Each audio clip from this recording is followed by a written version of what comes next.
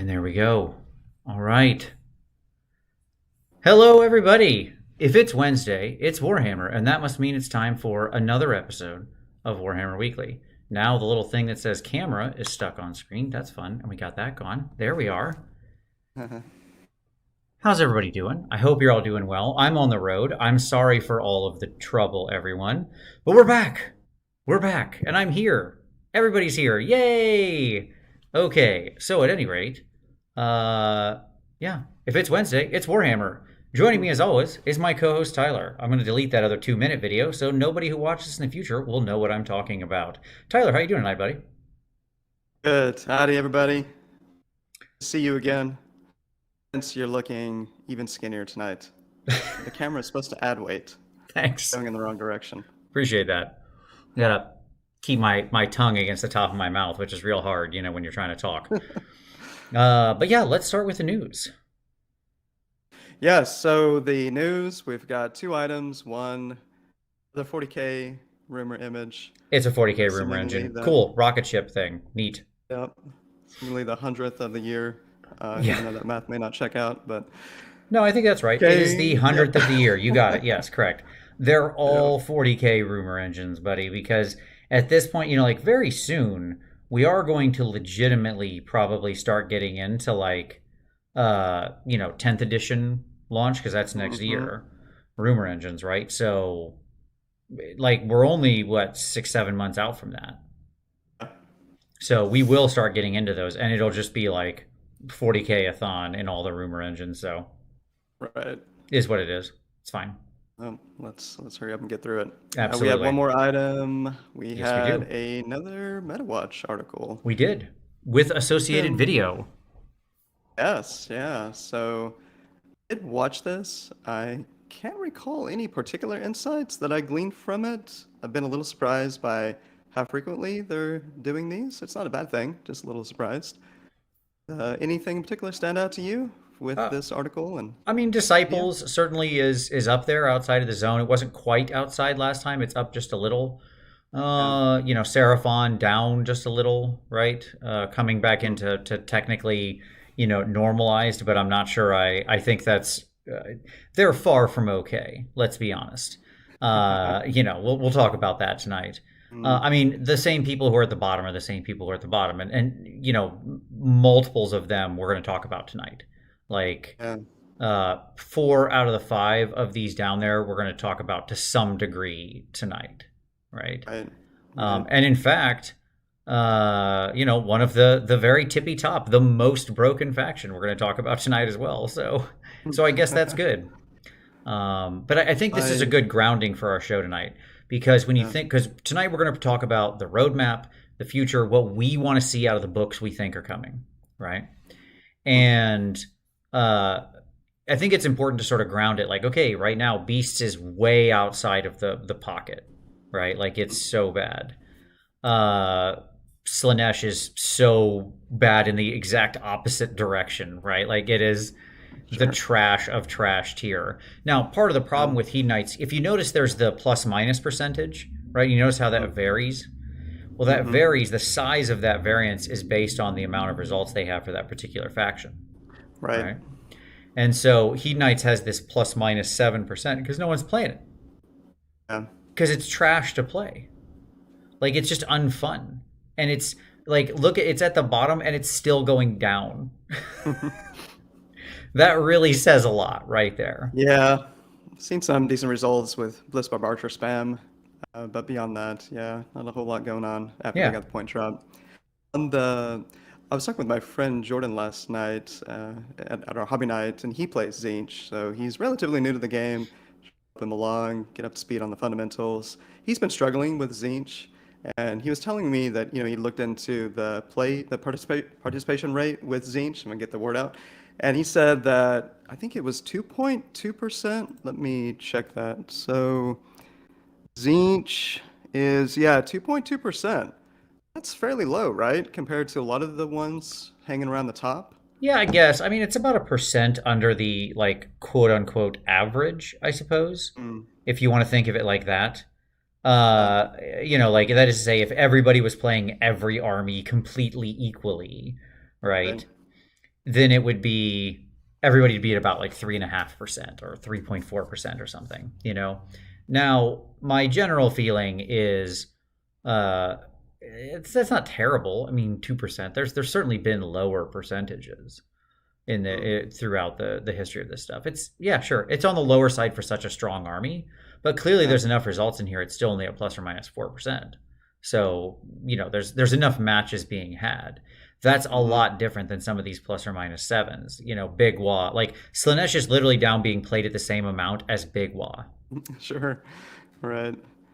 Yeah. That should say everything you need to know right there. Uh, yeah. I just with some of these, I mean, it's a longer discussion, but I wonder. We always talk about how when really good players focus on a faction, and if you get a decent number of really good players when the participation rate is already lower than the average, maybe you will get more skewed results, and the data might be a little misleading. Sure. Uh, Certainly, Zinch seems solid to me on the whole. Sure. It seems like a solid book, very, very capably competitive. But yeah, I think of people like Joe Cryer, Caleb Walters, Matt Beasley on the West Coast.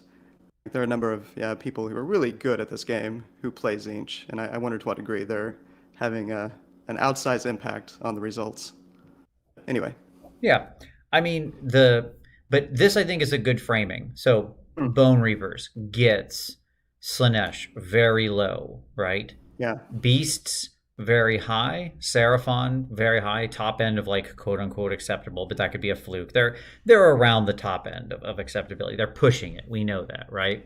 Yeah. Corn, dead in the middle. Flesh Eater, pretty dead in the middle. Like if you're anywhere in like this 48 to 52 range, I'm just going to Yeah. consider you basically in the middle because Mhm. that can easily be noise moving you around those couple percentage points pretty Yeah, simply, totally. right? Yeah.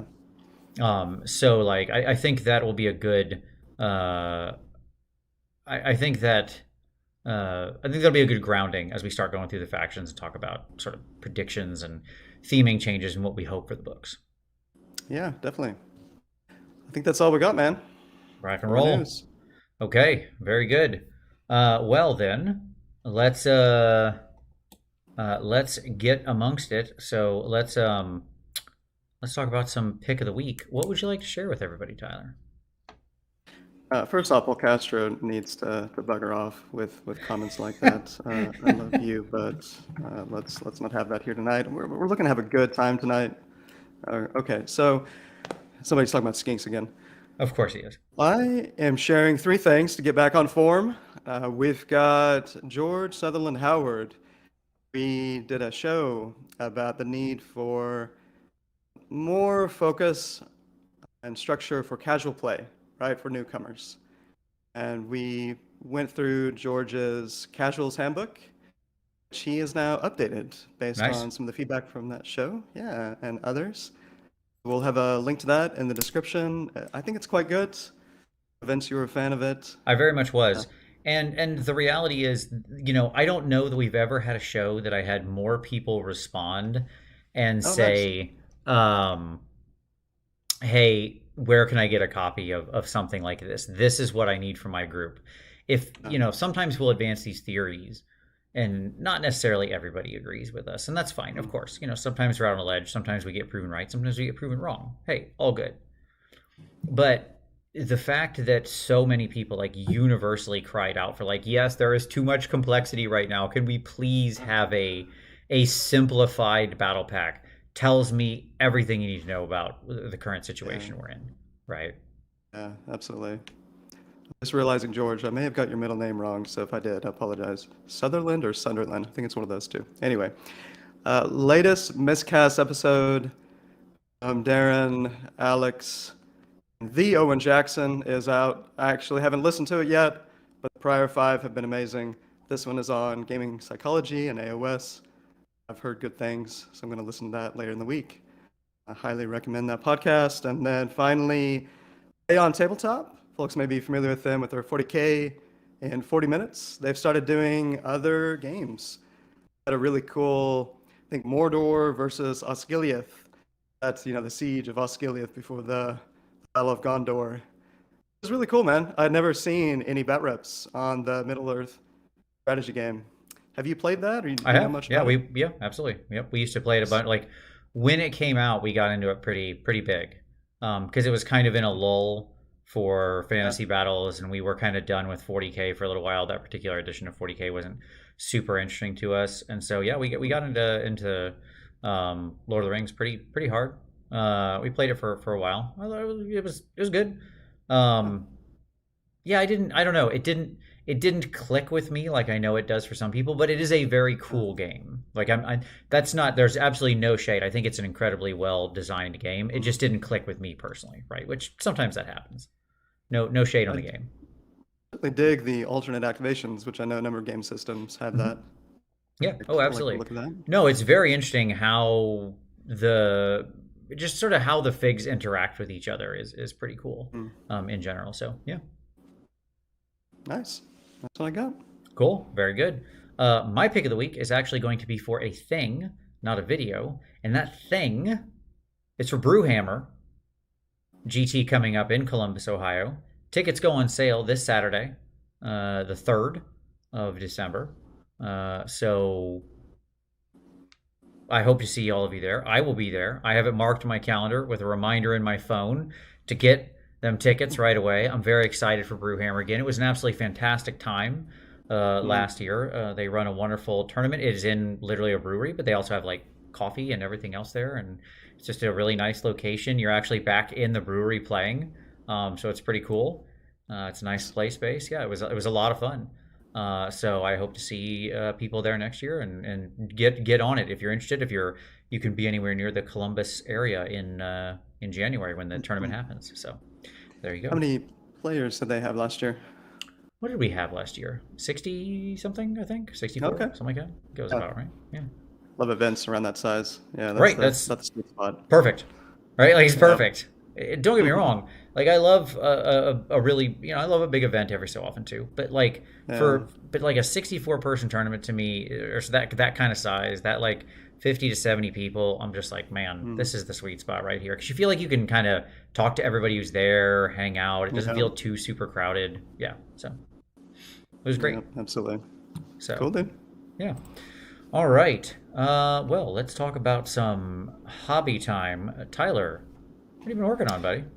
Yeah, I'm finally getting back into the swing of things on the organizing front. So I told you this week my co-conspirator Travis has got us signed up for this great Playing Masters team tournament that we're going to be doing in March at Metagames Unlimited, where we hosted Vault Wars. So I've got to figure out how the hell to organize a good team tournament, Vince. So And I thought like maybe doubles we or teams? teams. Yeah, I think teams. Okay, so That's definitely so 4 players, team captain, that kind of situation. yeah, exactly. Okay. Yeah. I've never really looked into, obviously there's different formats. Yeah, there's like Holy Havoc is more of a doubles event, right? Yeah, correct. Those are both Tournament? doubles events. Yeah, Yeah. cool. So I know, Six Nations just happened, AWS Worlds. There's a lot that are out there. I think, anyway, we'll go through the list, but just starting to research that space, and we're probably going to do a show at some point on that topic. We will. See if we can. Yeah, I'm Yeah. I'm I'm interested to let the Europeans come on and tell us about their weird format that's clearly derivative of like the time when all those nations just fought against each other. This is like their new habit. Only Sure. it's such a like European derivative thing of this weird, the way that you match up and this is this and then they get Right. choice and then you flip and it's random. Da, da, da, da, da. Yeah. America, the U.S., that is to say, specifically, being such a more individualistic nation, no. Like even teams is a hard sell for us. We're like, no, this is about being one. We're one. We all stand alone as individuals. There's no Right. there's no collectivism in our society ready to look for that. Yeah. So, but no, it's interesting. I'd love to. We're going to definitely do a show on that and talk about that teams format. So, Yeah. well, good luck is my answer to you. Indeed. Yeah. Looks like we're gonna have, well, we're not yet sure yet on the exact format, but we'll have 24 tables. So yeah, that's our limit. But yeah, it should be fun. Nice. My hobby time this week was spent working on that Ogroid still. Yes, that single one. I didn't have a huge amount of hobby time, but because we spent all weekend playing a D&D marathon, basically from like Mm. Thanksgiving. There was obviously, since last week's show, I had to travel home for Thanksgiving. Then I played a marathon for D&D and for between like Thursday night and Sunday. And Mm. then Monday, I actually had to, see my wife since she had been annoyed for days with people in the house. And then I Sure. had one day to work on it, and then I flew here. So it's been a week. Um, Um, but I am still working on that guy. It's both. I could have had him done in 10 minutes if I wanted, but it's a Golden mm. Demon project, so I'm really trying to take him to just like absolute perfection levels. My Right. goal is to have basically one of them to have him done over the course of the next week, by like week to 10 days, so that I have a like a template of the unit I want to do because there'll be a unit entry to then work off of, show other people, get feedback on, and then take that and replicate it over the other two. So, Gotcha. Nice. but I'm gonna be like, I need to do some other just fun hobby project in here too, because that kind of slow, grinding, Mm. perfectionist painting makes me want to just bang my head against a desk. So, Oh yeah. I'm gonna need some fun projects to mix it up. But at any rate, that's been my hobby time. What little there was of it. Uh, Mm-hmm. so Tyler, buddy, Yeah. are you ready to do some wish listing? Are you ready to strap on the tinfoil hat and predict the future? Are you ready to Oh, rock? ready to go, man. This isn't my strong suit, but I'll do my best.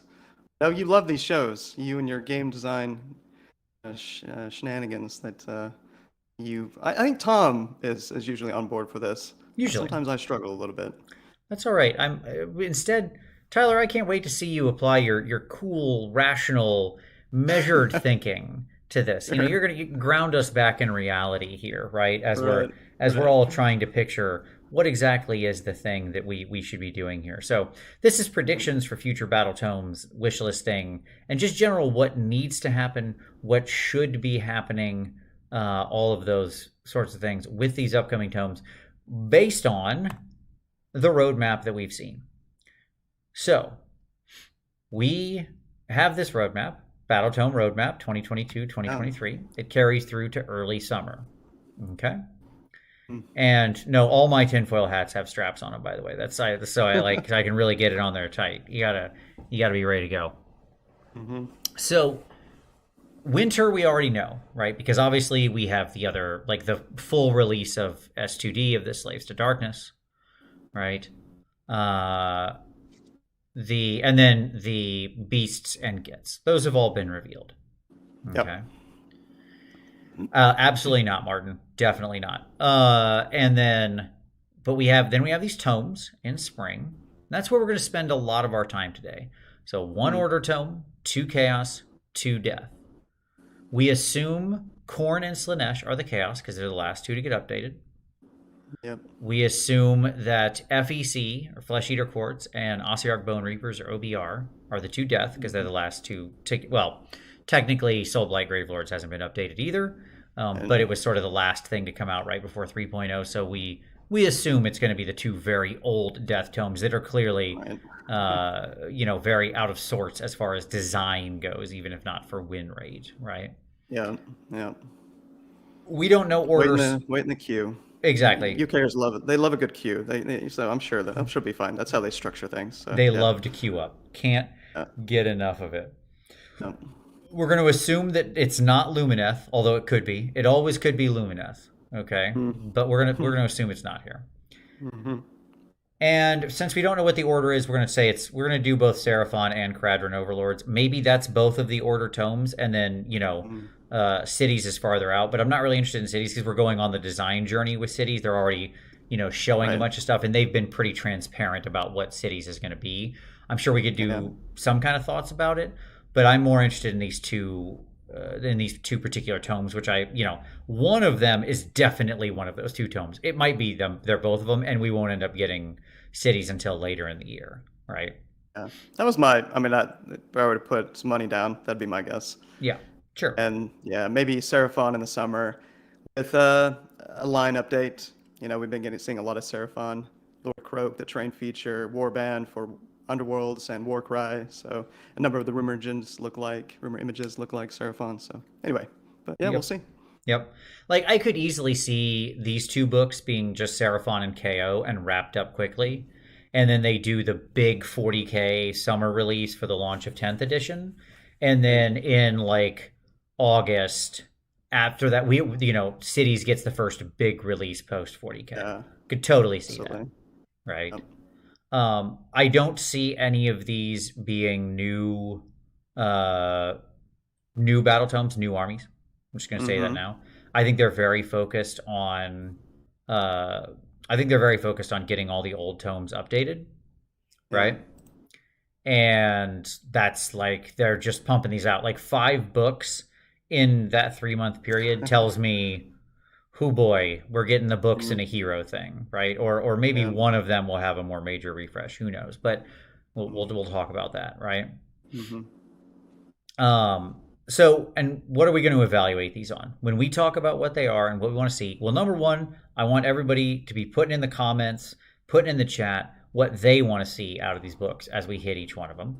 Okay. So we want to hear your Mm-hmm. thoughts. I want to see what you have to say. Mm-hmm. And number two, we're going to talk about general theme and how that should be updated, if at all, right? Like, does the feel, the play, the vibe of the army need to evolve, update, be updated, change, something like that, right? Right. What specifically in the rules should change, or the way the army plays, and then what Mm. needs to be added, and maybe what needs to be subtracted. Okay, like, Mm-hmm. are we cutting anything?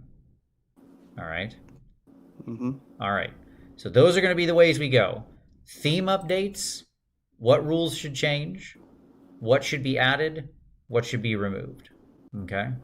And then Yep. also we'll incidentally say, like, do we think we're going to get a lot of models, or, the traditional hero in a book, right? Or something like that, or whatever. Yeah? Sure.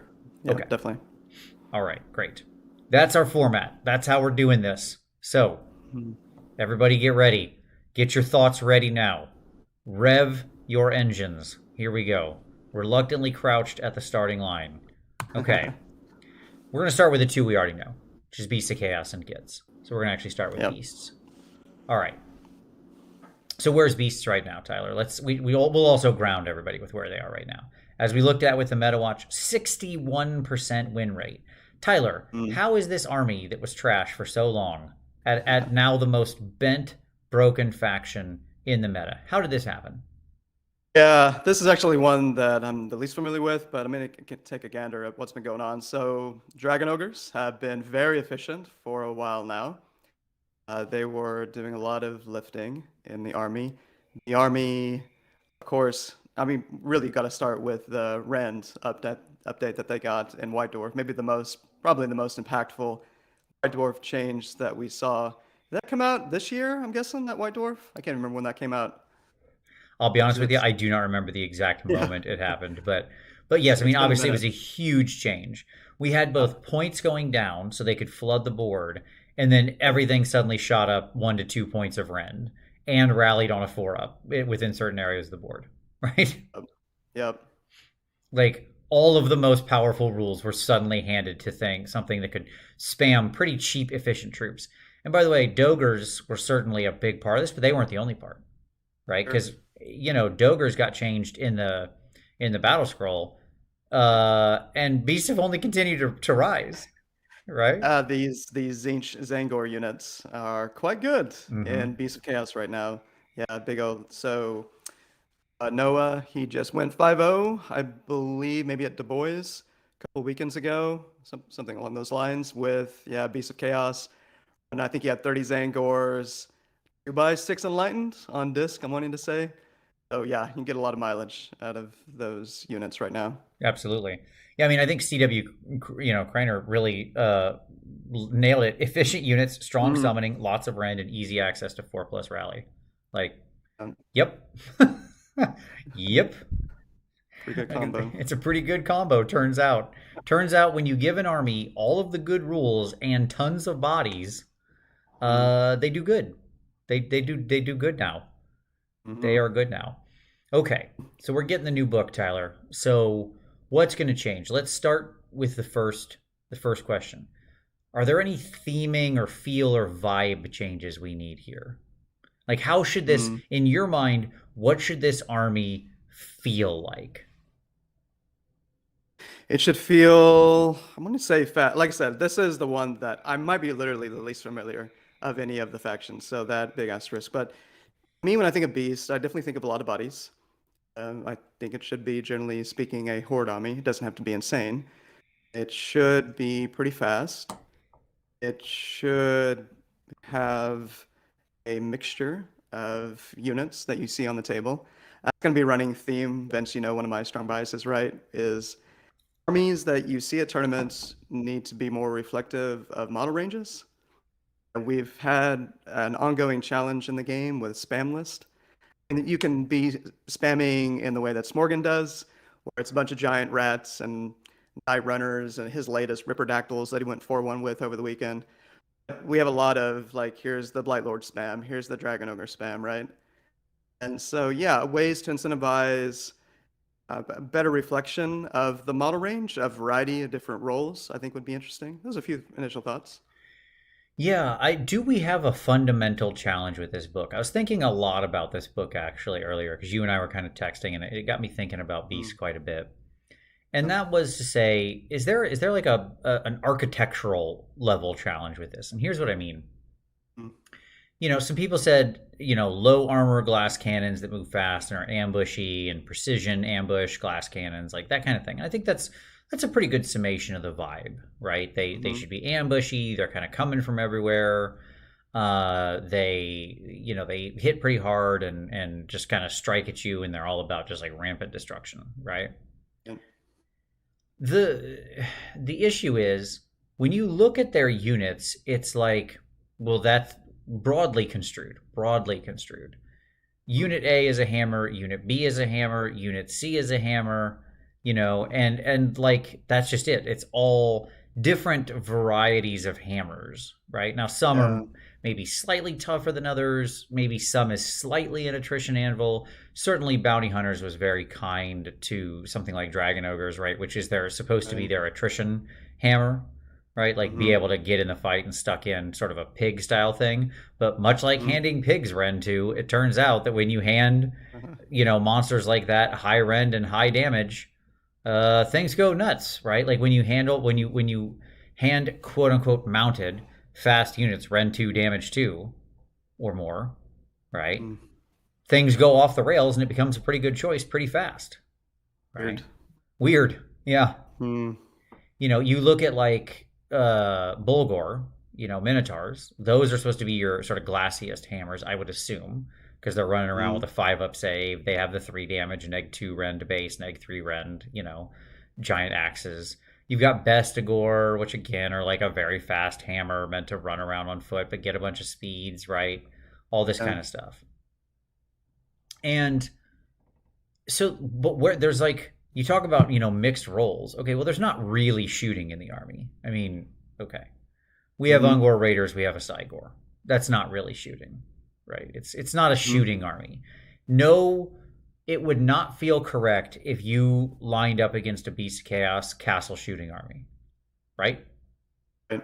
Okay, we agree with that. So shooting is like, I'm not saying it's non-existent. I'm saying it's not part of their strat, right? We had, again, another example of spam this year. We had cockatrice spam a little bit, Sure. particularly in the UK, forgetting the fellow's name who did it.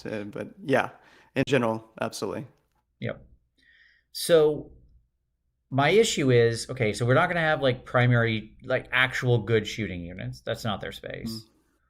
We're not really going to have like slow moving anvils, probably, right? Like Mm. that doesn't make any sense. We have a lot of duplicate units. That is to say, you've got Bestigor up here on one side, you've got Ungor here on the other that are like your cheapest throwaway chaff. You've got Gore just hanging out in the middle being useless, right? We Mm. have the Zinch units also vying for hammer role as well. The Enlightened also like what speed hammer is such a common thing Mm-hmm. in this army. Like what's that? What's that unit? It's a speed hammer. What's that unit? It's a speed hammer. What's that unit? It's a speed hammer. And differentiating these things is going to be really hard, right? So I don't know if you can realistically do it in an even way. Like you might need to you you might need to have like a power pair strategy with this. If you really want this to be a mixed arms, if you really want to see all the different things, then you need to push the unit efficiency through power pairs. Is my thought from a themey point of view. Like here's your Doom Bull and his guys. Here's your Shaggoth and his guys. Here's your Bray Shaman and your Beast Lord and his guys, right? And there's real buffs there that allow that unit to then punch above its weight every time, right? And some of that is already present. Here's the Zangor Shaman and the Zangor unit. Like we can keep doing this, right? Matt mentioned, Matt Nguyen, one thing I was thinking about as well, which is we've seen a number of battle tomes that differentiate by subfactions. Now, I think we've seen some good examples of that and some rough examples of that. In my mind, Nighthaunt is one of the leading examples of that was rough, where Scarlet Doom is dominating, certainly tournament-wise. Yep. Generally speaking, right, those subfactions really incentivize you to go heavy into a particular war scroll. So, yeah, I think if you do that, you've got to be very careful with it. I thought Sylvanet did a better job along those lines. It's not perfect, but... Here's my problem with that, okay? Like, that was my first thought, too, was let's go the subfaction route. But I don't think that works, okay? And I'll tell you why. Because if you go the subfaction route, you're right back in Spam Town. If this is the subfaction that makes Bestigor good, then you run all Bestigor in that one. If this is the subfaction that makes Bulgor good, then you run all Bulgor or whatever, right? Like you're going to end up, or primarily as your primary strat, you're going to end up in Nighthaunt Town, like right away. To me, the subfactions in here, they kind of had the right idea with the original book, in that like it should be more about how you want to play. Okay. Play styles, yeah. Yeah, play style wise. So like this subfaction pushes speed across the board for your whole army, but doesn't rely as much on ambushing. This subfaction is your super ambushing subfaction. Okay. This subfaction is your magic-y subfaction. There's a lot of spellcasters in this army. They can have a magic subfaction. Why not? Right? Like if ogres can have a magic subfaction, these guys can have a magic subfaction. Okay. And if it's one where it's like, oh, this is the one that makes Bestigor good, all that we're gonna end up is we're gonna end up in like Plague Lord, Blight Lord spam again, Bladegeist Revenant spam, like all the worst things that we don't want, right? Because all of them will end up being battle lines, so all of them will end up being eminently spammable. And it won't be the whole army, like it's not literally 2,000 points of Bestigor, obviously, right? But it would become like, what are you running? Oh, 70 Bladegeist Revenants. Cool. Yeah. Great, yeah. And it'll be like that. I mean, what are you running? 70 Bestigor or whatever, you know, and so on. So I think that the answer here is when you advocate for different play styles mixed with a power pair strategy, then you've got your incentive is to take mixed arms, but then do different things with them. And exactly what your mixed arms is composed of is going to vary as based on what strategy you're trying to do, right? Like some will be just naturally more viable in certain strategies, right? Right. Now, so Signa said, what's the difference between Spam Town and a thematic force that favors a unit or subset of units? I have a very simple answer for you there. You ready? Is it bent? That's it. Okay, it's that simple. Like, I don't want to ever stop anybody from playing the army they want. If somebody wants to run all Stormcast Dragons or all, like, here's two spam factions. You ready? Stormcast Dragons and Avangori monsters, like Terrorgeists and Zombie Dragons and Nightmare Mothers. Yeah. Okay, one of these, if you roll up against at a tournament, you're like, fantastic, great, auto win. One of these, if you roll up against, you're like, oh god, here we go again. What's the difference? Right? Simple. The difference is one of them is a nightmare to play against that was bent. I mean, it's wherever it's at now, right? It's Stormcast Dragons are still quite good. It's Yeah. better, but it's probably Yeah. still a little bent. Whereas one of them is like just complete fluffy bunny town, right? Sure. It's just how effective is that thing, right? I know this is So outside the scope of our discussion, but we literally, of course, talked about this on chat today. I would love, yeah, some time to have a deep dive into this topic, right? yeah, Where absolutely, in the past, we had these army limitations. We have them sort of in AOS, but they're not as tight as yep, they used to be, right, in Warhammer sure, Fantasy. So anyway, I think there's trade-offs in terms of potentially introducing solutions to reduce spam in the game and to try to increase variety. Like there's bad ways and hopefully good ways of doing that. But anyhow, yeah, I would love to have that discussion. sure. Okay, so that's how B should feel. I do think there's fundamentally an architectural problem here because you have so many duplicative units who are fighting for in the same role. And so if you don't take a very careful strategy, like the aforementioned power pair play style combo strategy, I don't know how Mm, you're going to get out of it in this book. You're just going to have dead units. And by the way, even with that, you're still going to have dead units. mm, Okay, like I think in this faction you will just have dead units. All right. Uh so what needs to be added? Like what rules should be here, should be added, that kind of thing, right? yeah. So one question real quick in my head is Sure. what should there be a core play style that Beast is organized around? And going by the chat, a lot of people seem to think that that should be ambushing. A core brand identity of Beast of Chaos is Well, I don't think ambushing is big enough to be a core playstyle. I think it should always be an mm, option if that's what you're asking me, yeah, it should yes. right? Like, Mm, sure, you can certain Bray Herd units or whatever, like again, like the original book, can always ambush. Fine, right? That's fine. Yes, they are an ambushy faction. It's part of their identity, right?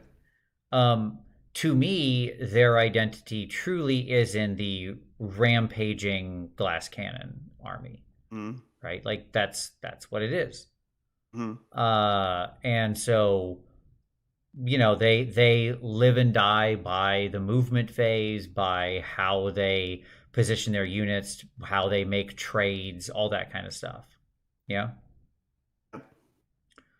Um, and it's tough because this army, much like the next one we're going to discuss, has this weird mix where it can like you think of it as a horde army, but of course that's not its only setting, sure. right? Like there could be it's like trolls versus a bunch of gits, as we'll discuss in a moment, Mm, right? Um, so it's hard when you have this range from like, oh, I'm gonna have not that many models on the table, like they're all pseudo elite, yeah. I guess, to I'm gonna have all the models on the table, 200 wounds of Right. single wound models, right? Yeah, I mean, they're, Chaos Warhounds. I haven't seen a lot of them floating around other than maybe as screens. Here's 2 by however many are in the unit, 2 by 10, whatever, for chaff screening, Well, I've but got an not answer there seeing. when we talk about what we're going to remove. Okay, okay. Yeah, just going through the list, I mean, there's some non-hammers, not necessarily a lot, though. I definitely agree with your point that there's a lot of hammers that are similar. Yeah. And again, I'm not saying the whole book is that. Of course, there's other things that do other Sure. roles, right? But it is a very common role Yeah. in Yeah. the overall book, and that's a challenge, right? So it just presents a problem to to sort of like design a book around something with so many duplicative roles. There's a lot of chaff. There's a lot of And, speed hammers, right? So, now there's an interesting question. Artorius Rex, mm, what would you say is the psychographic profile that BOC would or should cater to? Interesting. Interesting.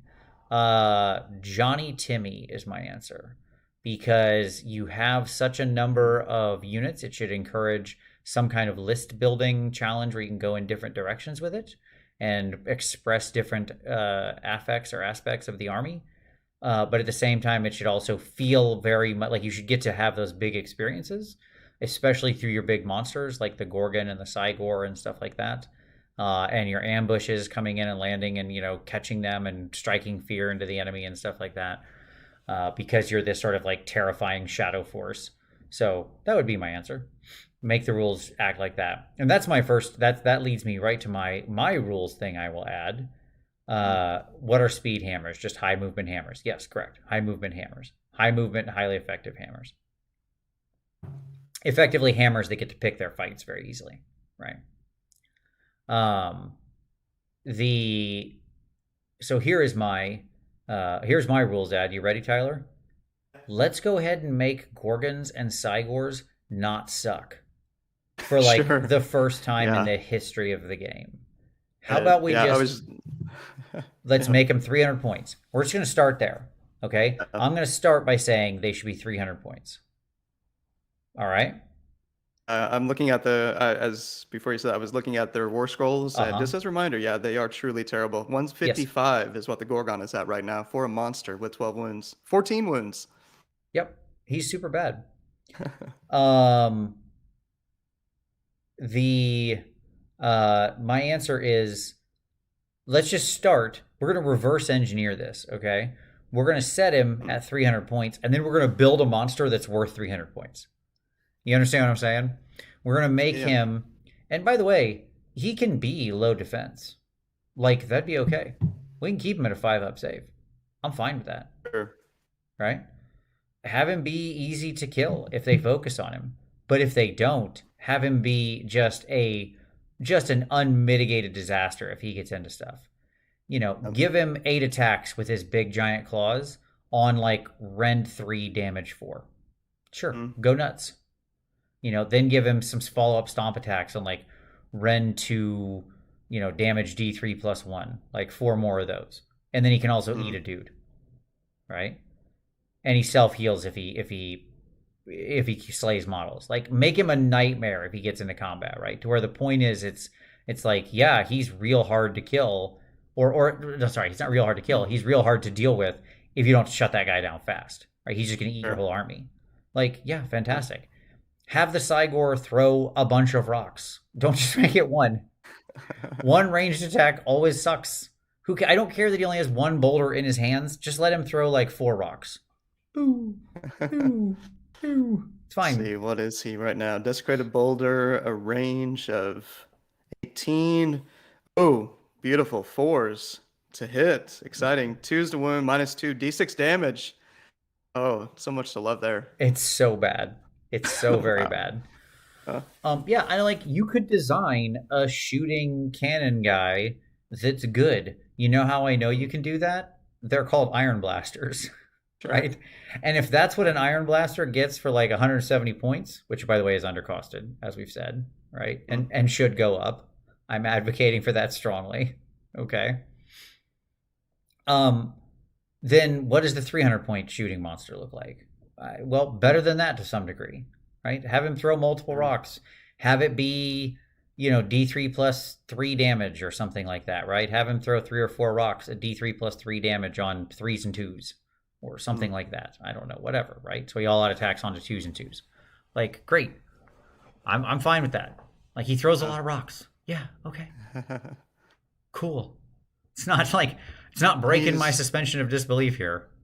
Yeah, it looks like he's supposed to be anti-magic, but the Soul Eater ability isn't doing a whole lot for you right now. So yeah, bump that up and actually make that a meaningful form of anti-magic. That could be sweet. There could be another way to go with him, right? Have that too. Make it a big old range and a real problem. Like, you know, give him a 30-inch range for his magical suppression for the enemy or something like that, or something crazy. 24, 30-inch range, right? So he's encouraged. And by the way, can we give him a real range on his range attack too? Like maybe make that a little longer, right? So, you know, just stuff like that. Like there's you could write 10 different versions of that war scroll that could be worth it at 280, 300 points. You know, even with low defense. Yeah, I like that idea. I mean, definitely. So I've played the Ogoroid Theridans a couple of times right now so far, and they can die easily, but that's okay because they can hit hard and they're costed reasonably. So I think they're in a pretty good spot. I don't think they're going to be that popular compared to some of the other options. But anyway, that's a good example, right? 100%. A glass cannon. And yeah, these guys, I love the idea of a proper glass cannon monster. So, I mean, some spiky players may not take him because reasons, shooting, etc. But still. What about the Jabber Scythe? Kill it. Kill it. Mm-hmm. It's a very old Finecast model, and it's ugly. Is it a Finecast? I was about to ask. Mm-hmm. Yeah. Either make a new model for it or kill it. I have no particular love for it. I'm sure I just made many BOC players angry by saying that. But like, here's my kill list. We'll just answer quickly question 3, right? Which is, what are we keeping? What are we killing or whatever, right? What do we want to add? What do we want to remove? I want to get rid of Chaos Warhounds. They just don't need to be in there. They're fighting for the chaff roll. That should be Ungors.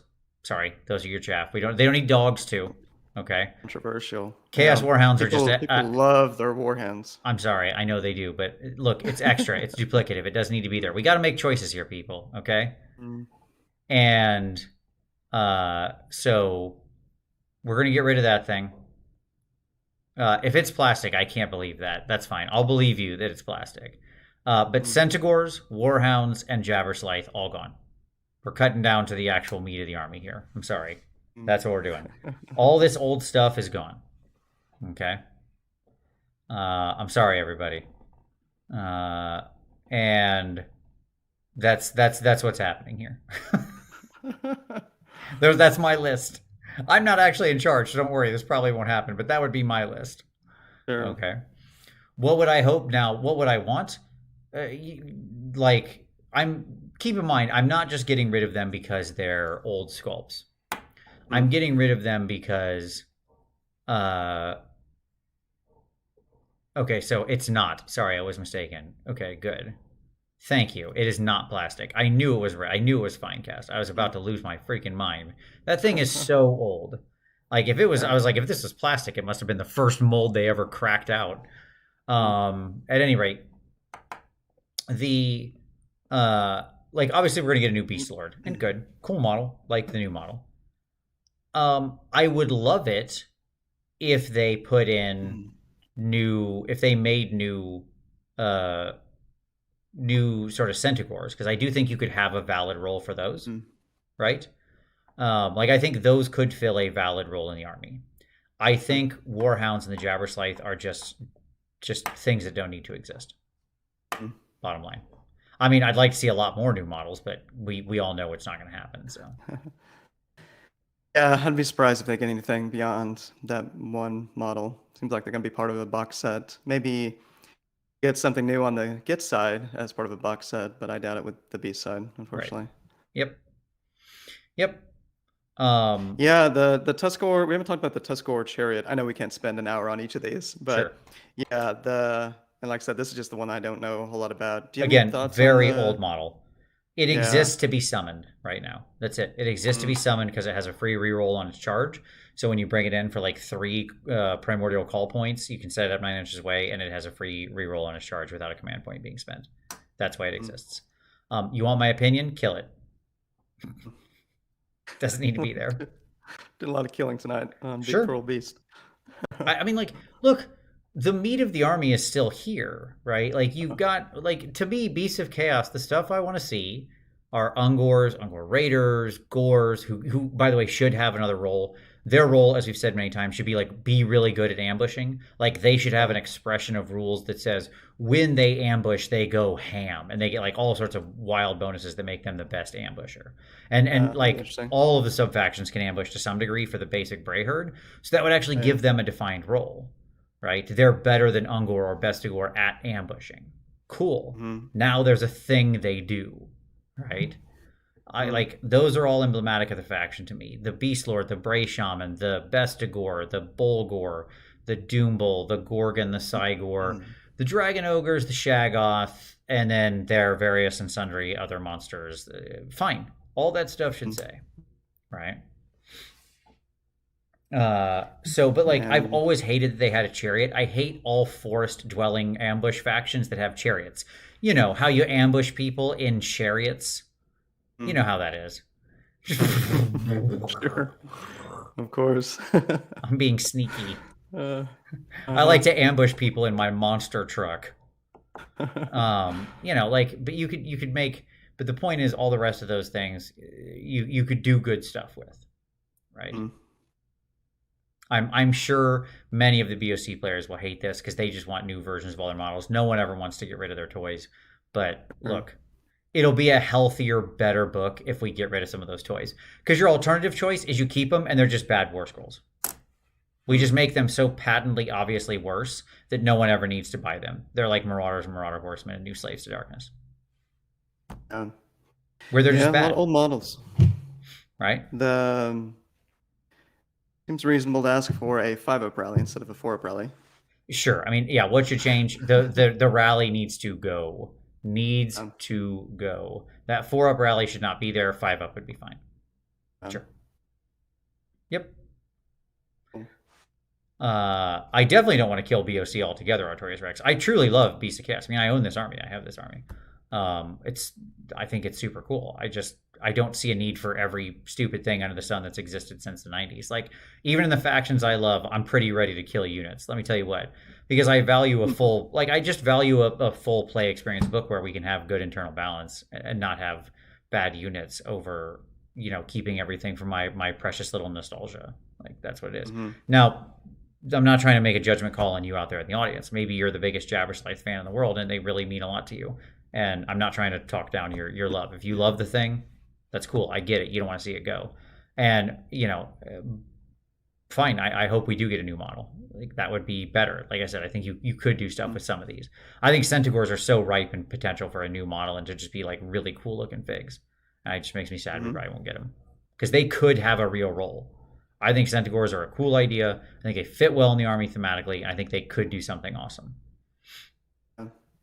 I can definitely see them doing a monster stuff action. They've been doing that quite a bit of late. And, usually that's inherently fine with most things. Like Sylvaneth, big trees aren't tearing up the scene, and so on and so forth. So, yeah, there's quite a few monsters here if they kept, a lot of these. Yeah, absolutely. Yep.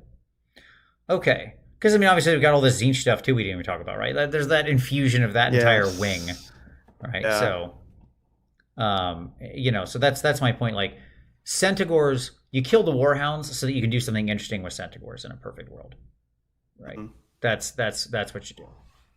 Mm-hmm. Okay. All right. Let's keep going. Next up, Gloom Spite Geats. The other tome we know is coming. All right, Tyler.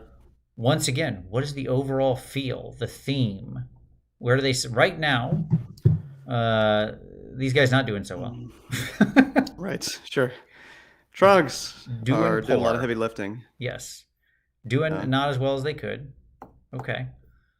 But, so they got some distance to move here. We know lots of this army is kind of dead in the water, right? Mm-hmm. What's our overall theme? Again, obviously, historically, this is one of the horde armies in the game. Stabas and Shootas as the backbone of a Gitz army. Mm-hmm. And I haven't seen Stabas or Shootas on the table hardly at all in quite a long while. I know Richie used to play them a lot in the UK. He was leaning into them, leaning into the spells, magic, but that was before the Spelldom era, that we've entered into for a little while now with Seraphon, Lumineth, Tzeentch, and so on. So, start with hordes. They've got different tricks that they can do. They do a fair amount of debuffing. Some of that debuffing is a little wonky, like the netters. That's kind of similar to the decimators, where you're measuring how many models within 3 inches. Uh-huh. Okay, how many model? Do I have a model within 2 inches? Yeah, it's super annoying. This netter? Do I have one within this? Yeah. So it's awful. Wouldn't mind getting away from that. Yeah. But yeah, what do you think about this faction and what its identity should be? Kind of when I think of it, there's a number of things that come to mind. Nothing in particular stands out. Definitely the hordes aspect stands out. Mm-hmm. Like, I definitely agree with Sleepy Dog, who says theme squigs, strength squigs, weaknesses, not enough squigs, obviously. But it does speak to one of the challenges of this army. You've got 4 distinct sort of sub-factions in this one force, right? Traditional Gits, squigs, trogs, spiders, right? To put my cards on the table, I don't think we're getting a line refresh or anything with Gits, okay? I think we'll get the traditional, hero in a book, okay? Yeah. And so, like, from a theme perspective, high level, right? I honestly think the way to go here, the roadmap has been set by Night Haunt. Okay. Let me unpack what I mean by that. Night Haunt are bad. Like, in general, they're bad troops. Like, if you just look at the War Scrolls, they're not that good. Okay. However, on their turn, their allegiance abilities allow them to, kind of ramp up in a big way through doing things like landing charges and stuff. Right? So they have this sort of tempo play where they kind of wash forward and then fall back and wash forward and fall back. Strong on their turn, weak off their turn. Right? And I think Gitz sits in a similar space because all of their units should be kind of bad. What I mean by that is, like, even the trolls who are certainly physically strong are so dumb in the lore as to be, hardly reliable and don't know what's going on and all this kind of stuff, right? Certainly little goblins are, numerous and weak. They are very easy to kill and stuff like that, right? They're a sort of dime a dozen, right? And so thematically, though, what it says to me is they should feel like that, where sort of on their turn, if they're acting, then, if they're kind of on the play, as it were, you get them punching way above their weight through different elements. And I'm going to tie this to a thing that I think everybody agrees need to change. I've already seen a ton of statements in the comments, right? And then off of that, they kind of fall in tempo, and that's where your opponent gets a chance to sort of build back up, right? The David Campbell, that's a very interesting idea. David Campbell says he thinks Gitz needs to lean into linear design to work as an army, which is something AOS 3 has gotten away from. So linear design being the concept that, like, once you've locked into sort of one Git, one little Git mob dude, one grot, you're going all grots. Or once you've locked into squig, you're going all squigs or something like that, right? So it becomes a very linear, non-mixed force. I'm not sure I agree with that. I could certainly see that being a direction. It's tough because I think ultimately, again, there are plenty of people who want to play like just trolls or just squigs, but I think there are also plenty of people who want to play some mix of all of those things and kind of have a bunch of different stuff on the table. Like a classic Gitz army, as it were. Like, here's my big pack of dudes, and here's my 3 trolls, and here's my big squig herd, and here's my knights who are bounding over the top and stuff like that, right? I've generally I can't recall. There's got to be some competitive lists that have done well with that. I always think about this, obviously, in the context of a tournament, because to me, that's the acid test. Like, what's, Gareth running with Blades of Corn? Is he running a diverse mix of Corn, or is it Bloodthirsters, Scarbrand, and Fleshhounds, or whatever, right? Sure. I don't feel like I've hardly ever seen that over the years. I think this book came out like 2018, early 2018. Oh yeah, 100%. I mean, that's one of my core biases in terms of a first principle. So if a faction should feature the model range well, but you also should have options for leaning into a particular subfaction of it. It shouldn't dominate. Yep. Yeah, I agree. Like, it feels like, again, this would be the right place for the playstyle subfactions that let you do different things. I don't want the troll subfaction. I don't want the squig subfaction. I know that's what we have now to some degree. I just don't want to see that.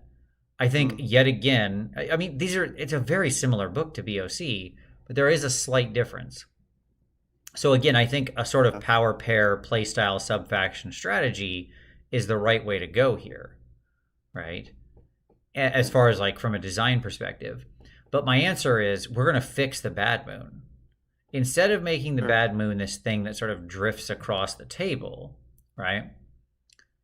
We just play a little sort of word game where we say, like, on the Git's turn, the moon is, like, waxing, and off the Git's turn, it's waning, okay, or something like that. But it's always there.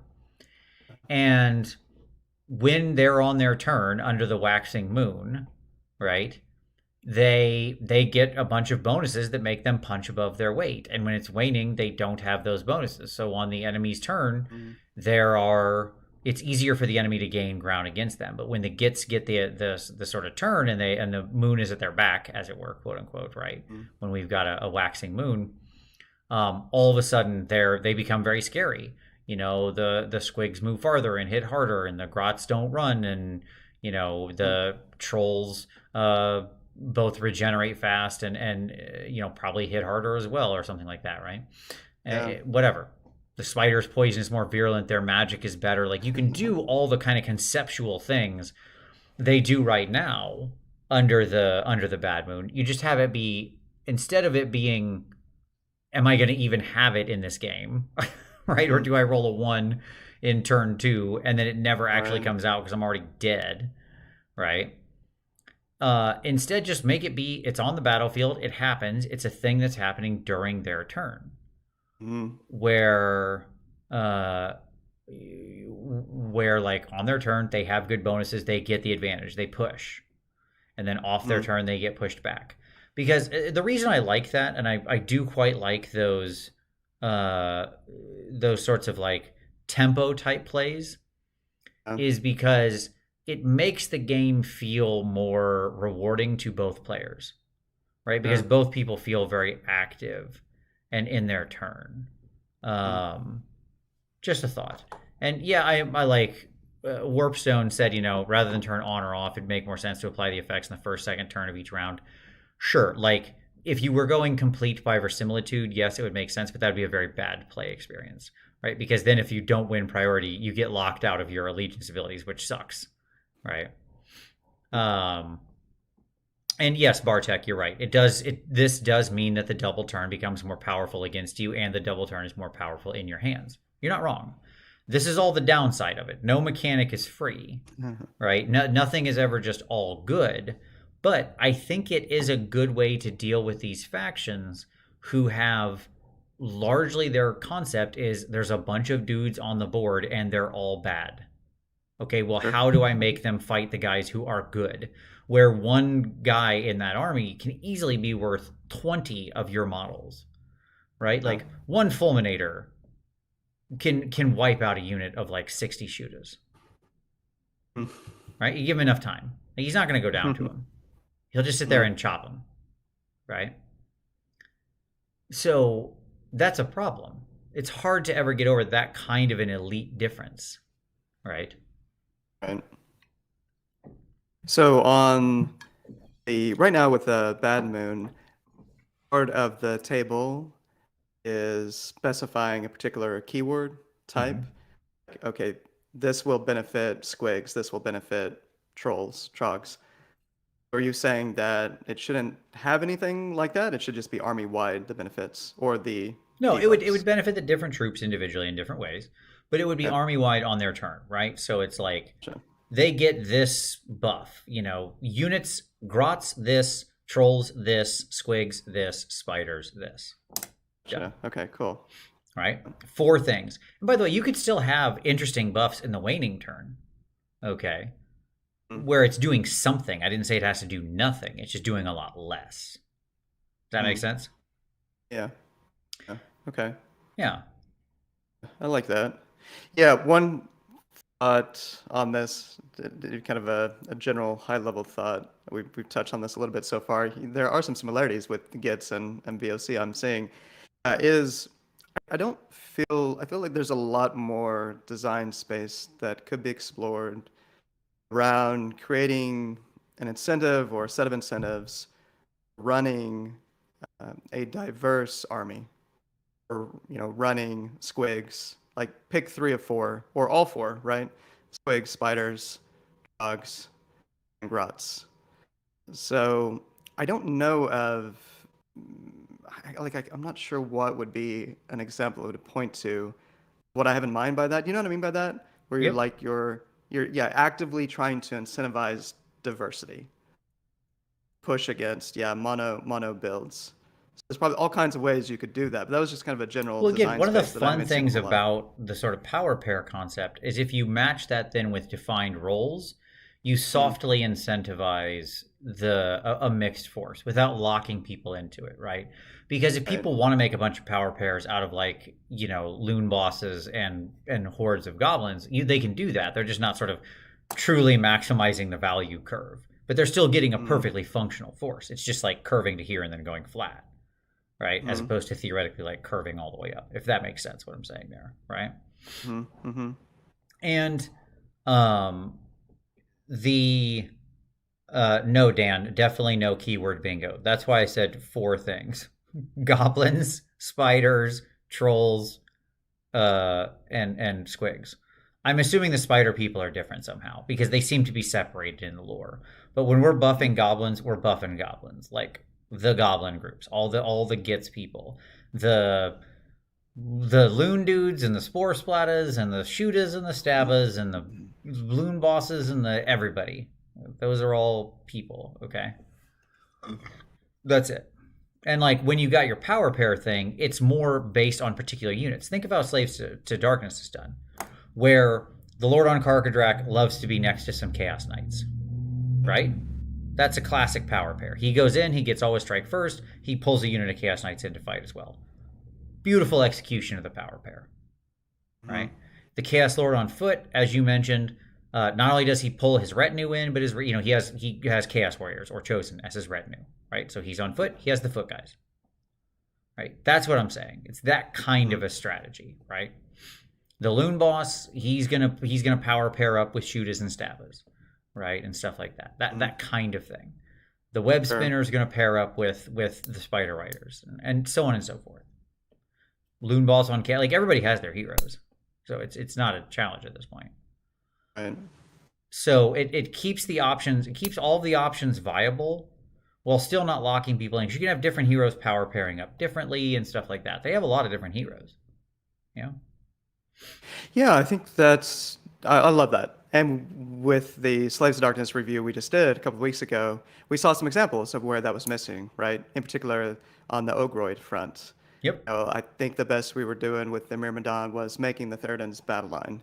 And I don't think that's enough, personally. It's not. I don't know. Yeah, so like there's a line to walk here, and you can sometimes end up falling off it one way or the other, right? So yeah, I mean that's a problem, but hey, here we are. So yeah, let's see. I don't recall. It's been so long since I've looked at this battle tome.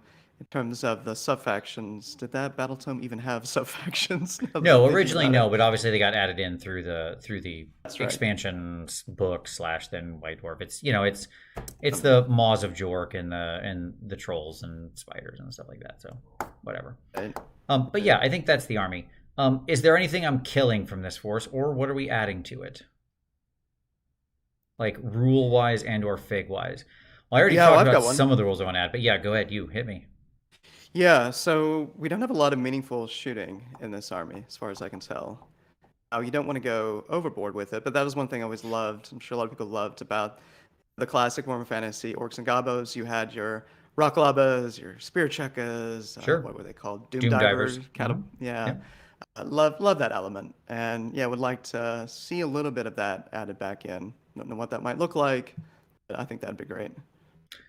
Yeah, if not knowing what for sure, like if I had my pick of a unit, obviously we saw the Wolf Riders, which fine, I'm not sure that's actually the unit we needed. I agree with you actually. I think the Doom Diver is the unit this army needs. Like let's reach back to history here and bring back a classic. Because and I'm not just saying that because I have weird nostalgia for the Doom Diver. I'm saying it because I think it fills an actually extremely important role in this book, being a sort of long-range targeted damage potential, right? To get at things you need to get at. It's one of the challenges of this army. Trolls can throw a lot of rocks and blah blah blah blah blah, and that can do some wounds here and there, like whatever, right? You've got a bunch of shooters, fine, okay. Again, it's not the shooting strategy, but having that one unit that can be relatively cheapish, whatever you want to say, and actually provide you some reach behind the lines to get at stuff. Maybe it's a buffing hero. Maybe it's to finish off some wounds for one of your units to support them in combat. whatever it happens to be, I think is just highly valuable, right?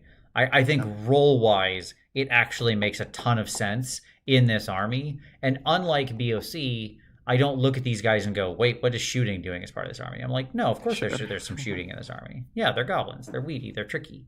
They're cunning, right? Yeah, they got some shooting, right? Now, simultaneously, you could also do things like take the flinger on the Arachnarok and make it not crap.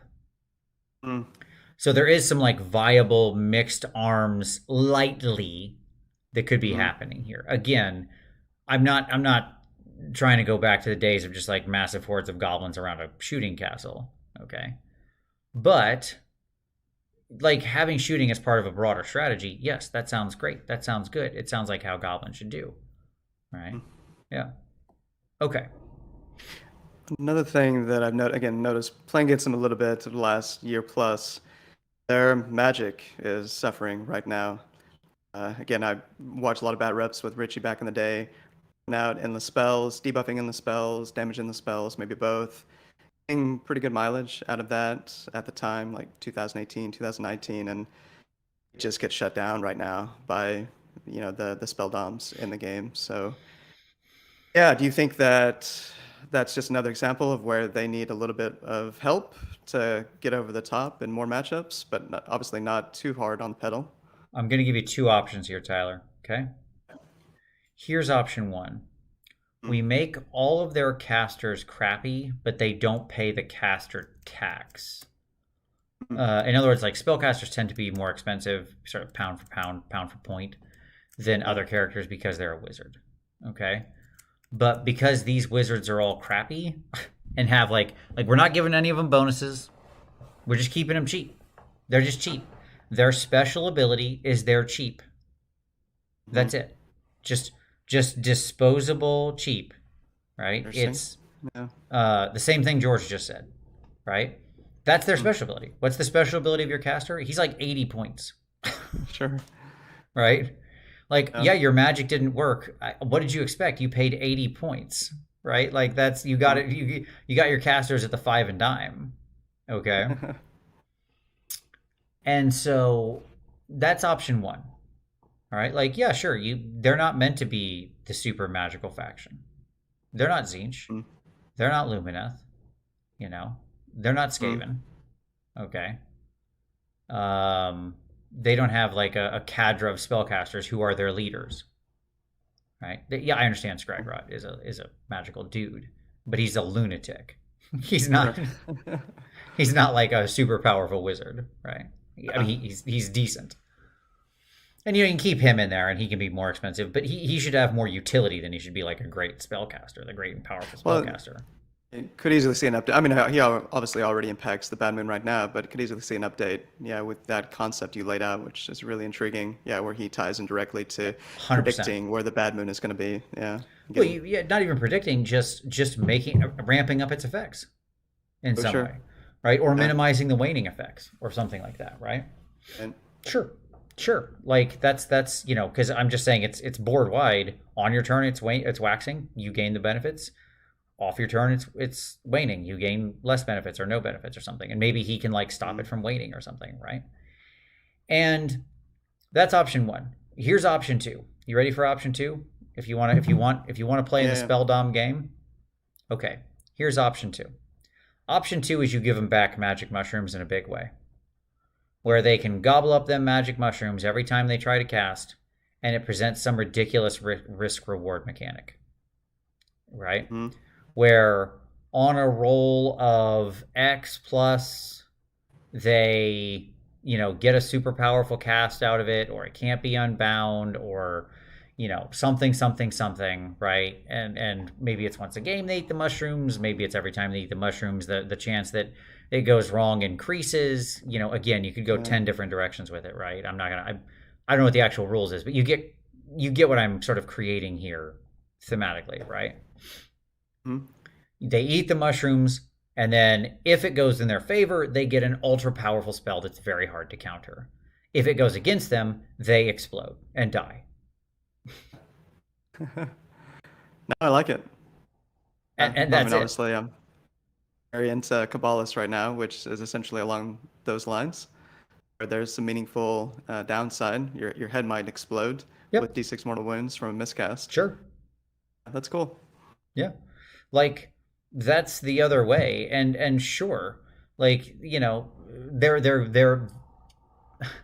they're in Skaven territory, but the fact is both of these two armies have always been very traditionally close. Like Gitz and Skaven have had a lot of similarities over their histories.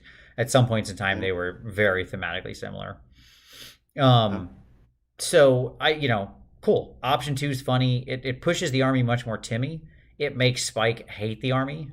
I'll say that. Sure. But that being said, that's okay. Like this is probably a pretty Timmy army anyways. So yeah, it just feels to me like they should have a means of getting some spells off in most matchups, or at least like one spell. Sure. Against Lumineth or against Seraphon. Yeah, whereas right now it's like, oh, I've got +1 to cast, or maybe +2 to cast, and that's as good as it gets. Yep. So I mean, get it to the point where it's like you could be really funny with it, right? Where it's like you eat a mushroom and roll a die. On a 3-up, instead of rolling to cast your spell, okay, your spell is automatically cast on a 12 or an 11 or something like that. It just counts as being cast on that number. It can still be unbound if somebody can generate a strong enough number, but that's a pretty hard unbind, right? That's a strong cast. On a 1 or 2, the wizard suffers D6 plus 2 or D6 plus 1 mortal wounds or something like that. Right? Where the like statistically they just explode unless you roll the lowest number possible. Yeah. Right?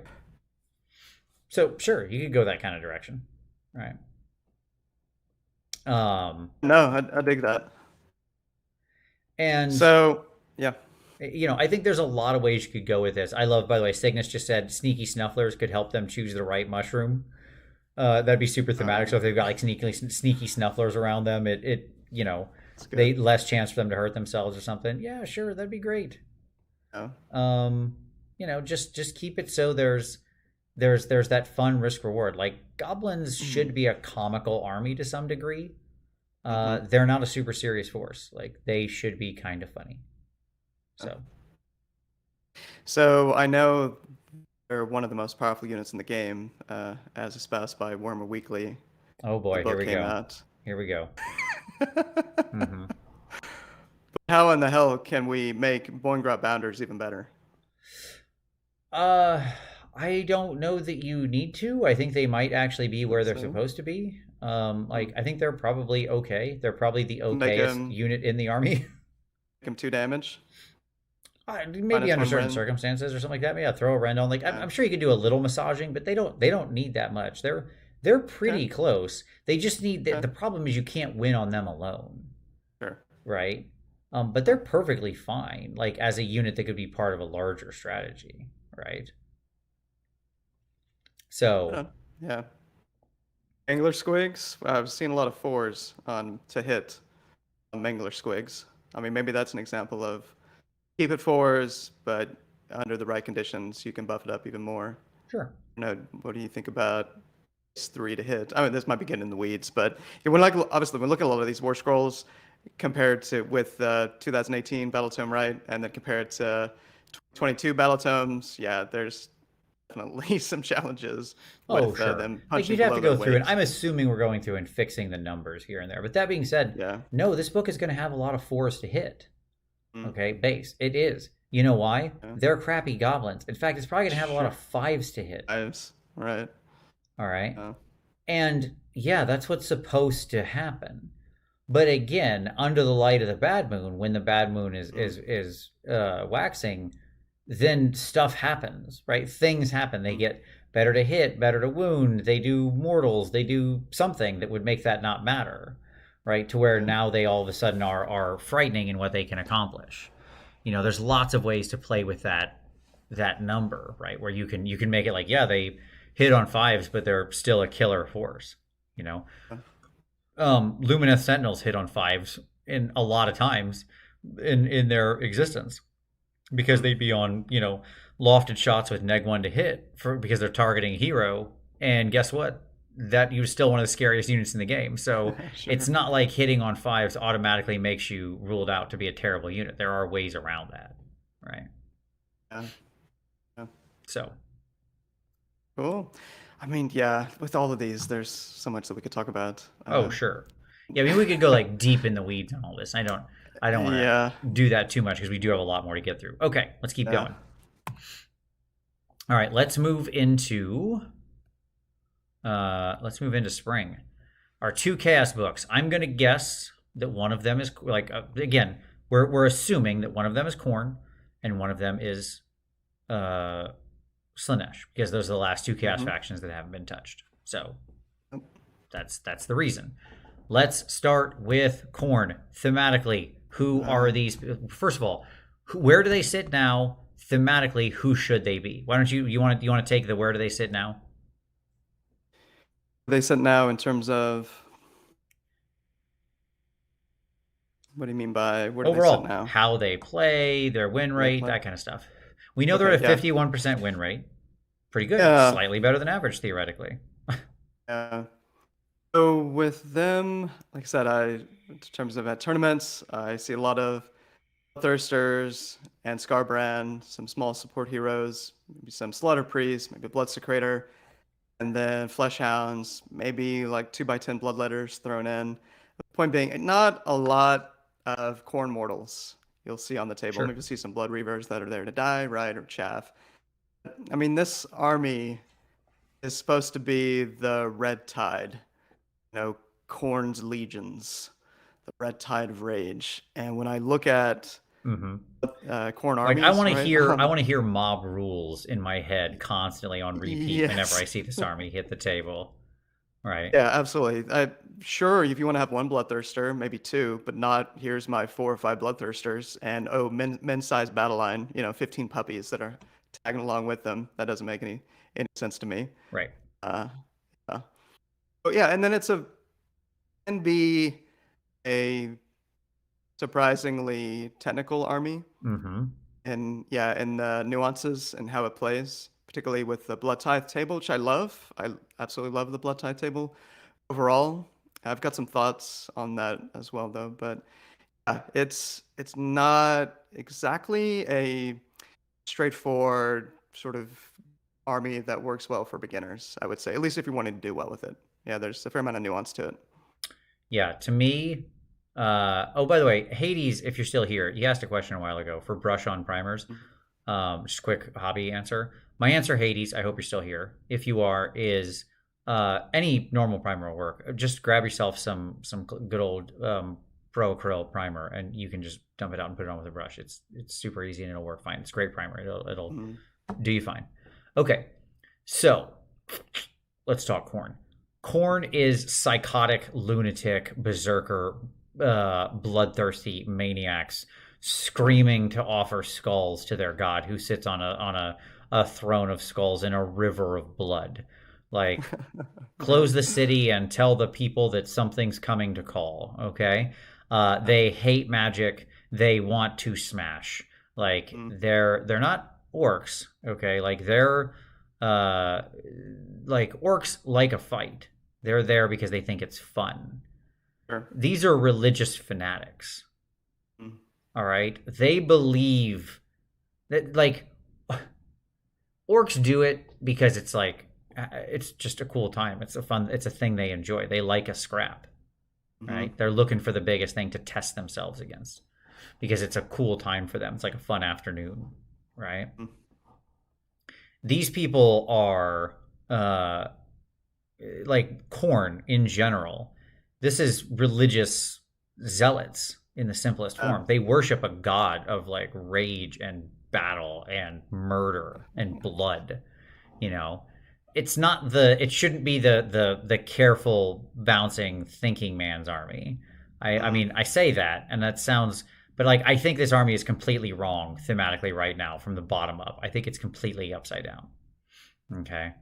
I'm obviously biased. I certainly don't mind armies that have a little bit of that, but I think it's fair to say it's got too much of it. Yeah. I mean, like Ironjaws. Ironjaws has, right? Ironjaws seems to be a better reflection of the ideal. Yeah. Yes. The the difference here, like, and so one of the common challenges that's going to come up is how do you distinguish thematically between something like Khorne, and something like Ironjaws? And I have a very simple answer. My simple answer is Khorne is about the heroes and the elite stuff that has risen above more than it's about the big bricks of troops doing things. Okay. So like, we'll just jump right in. Let's just jump right into what do we change. All right, Bloodthirsters. I'm moving them to like 480 points, and then we're going to backfill from there. Okay, like we're going to put them to 480, and then figure out what rules get us to 480 points to make this monster feel like just a killing machine. Right? It is a greater demon. It should be one of the most frightening melee things in the game. It should be, ironically, on the level of like a mega boss on Maw Crusher, right? But at such a points level that it's kind of a bad idea to take a bunch of them, right? Yeah, absolutely. Well, my initial reaction was to laugh at that because I'm so accustomed to them being whatever they are, right? Like 200 some points. But yeah, Great Unclean one, 495. Boss on Maw Crusher, 480. So no, you're right. I like that. That makes a lot of sense to me. Yeah, they just need to be like way up there, super scary. Okay, the Bloodthirsters, that is to say, but it should be about the heroes. Like, allow for either make a bunch of the leaders, or a bunch of the heroes non-leaders, so you can just take a bunch of them. Okay, interesting. Yeah. And then sort of buff them. Like Khorne has a bunch of the second worst unit type in the game. Okay, the second worst unit type in the game is melee foot assassin. Yeah. Right? And that is like all Khorne heroes are melee foot assassins. The second worst unit type in the game. Being a melee foot assassin means you are generally useless in the game of Age of Sigmar. Generally. Okay? Like, heroes on foot are generally there to be utility. Right? That's why we take heroes on foot. We don't take them to go do damage. So if we're going to make this... Yeah, I mean, there are exceptions, and the exceptions prove the rule. Right? Yeah, we've been slowly moving in the right direction. Like, absolutely. We figured out a couple 200 and 300 point ones that actually work. Sigvald, maybe the Light of Eltharion, Lord Bastion, although he does have some good utility to him, right? Sure. But sure. Right. Right. But let's go ahead and prove that. One, let's make them not leaders so we can take more of them. And two, let's make these guys Khorne heroes. Like, let's make them the champions of chaos that they are, the champions of murder and rage that they should be. Like, these dudes should not be 5 attacks on 3s and 3s, neg 1, 2 damage. Get out of here with that profile. Get out of here. Okay, that's a garbage profile. That's a garbage profile for garbage, Stormcast heroes. Okay? Like, these guys should be everybody's like rend 2 or 3. They're hitting, they're like, 2s and 3s or 3s and 2s, making 6, 7, 8 attacks. In fact, let's just give them all 8 attacks thematically. How about that? Let's just go nuts. And then, and price them accordingly. 130, 140 points. And they're a bunch of them are non-leaders. Right? Just wild stuff where they have these little berserker lunatics who can scream around the board, right? Roll wise, and by the way, this army should be very independent operators. Like, when I say it's the opposite of how it's currently designed, I can't stress that hard enough. Right now, they rely on all of these cross synergies and buffs. There should be basically 0 buffs in this army. Okay. Yes, there are. By the way, there is what I'm describing with the leaders. Yes, Fire Slayers do have this. Okay. And so, like, it's not like we're breaking new ground here. I'm just saying give them the same thing Fire Slayers have. And so this army should be all independent operators. Because each unit is trying to prove itself. Period. It's not a buff army. It's not a synergistic army.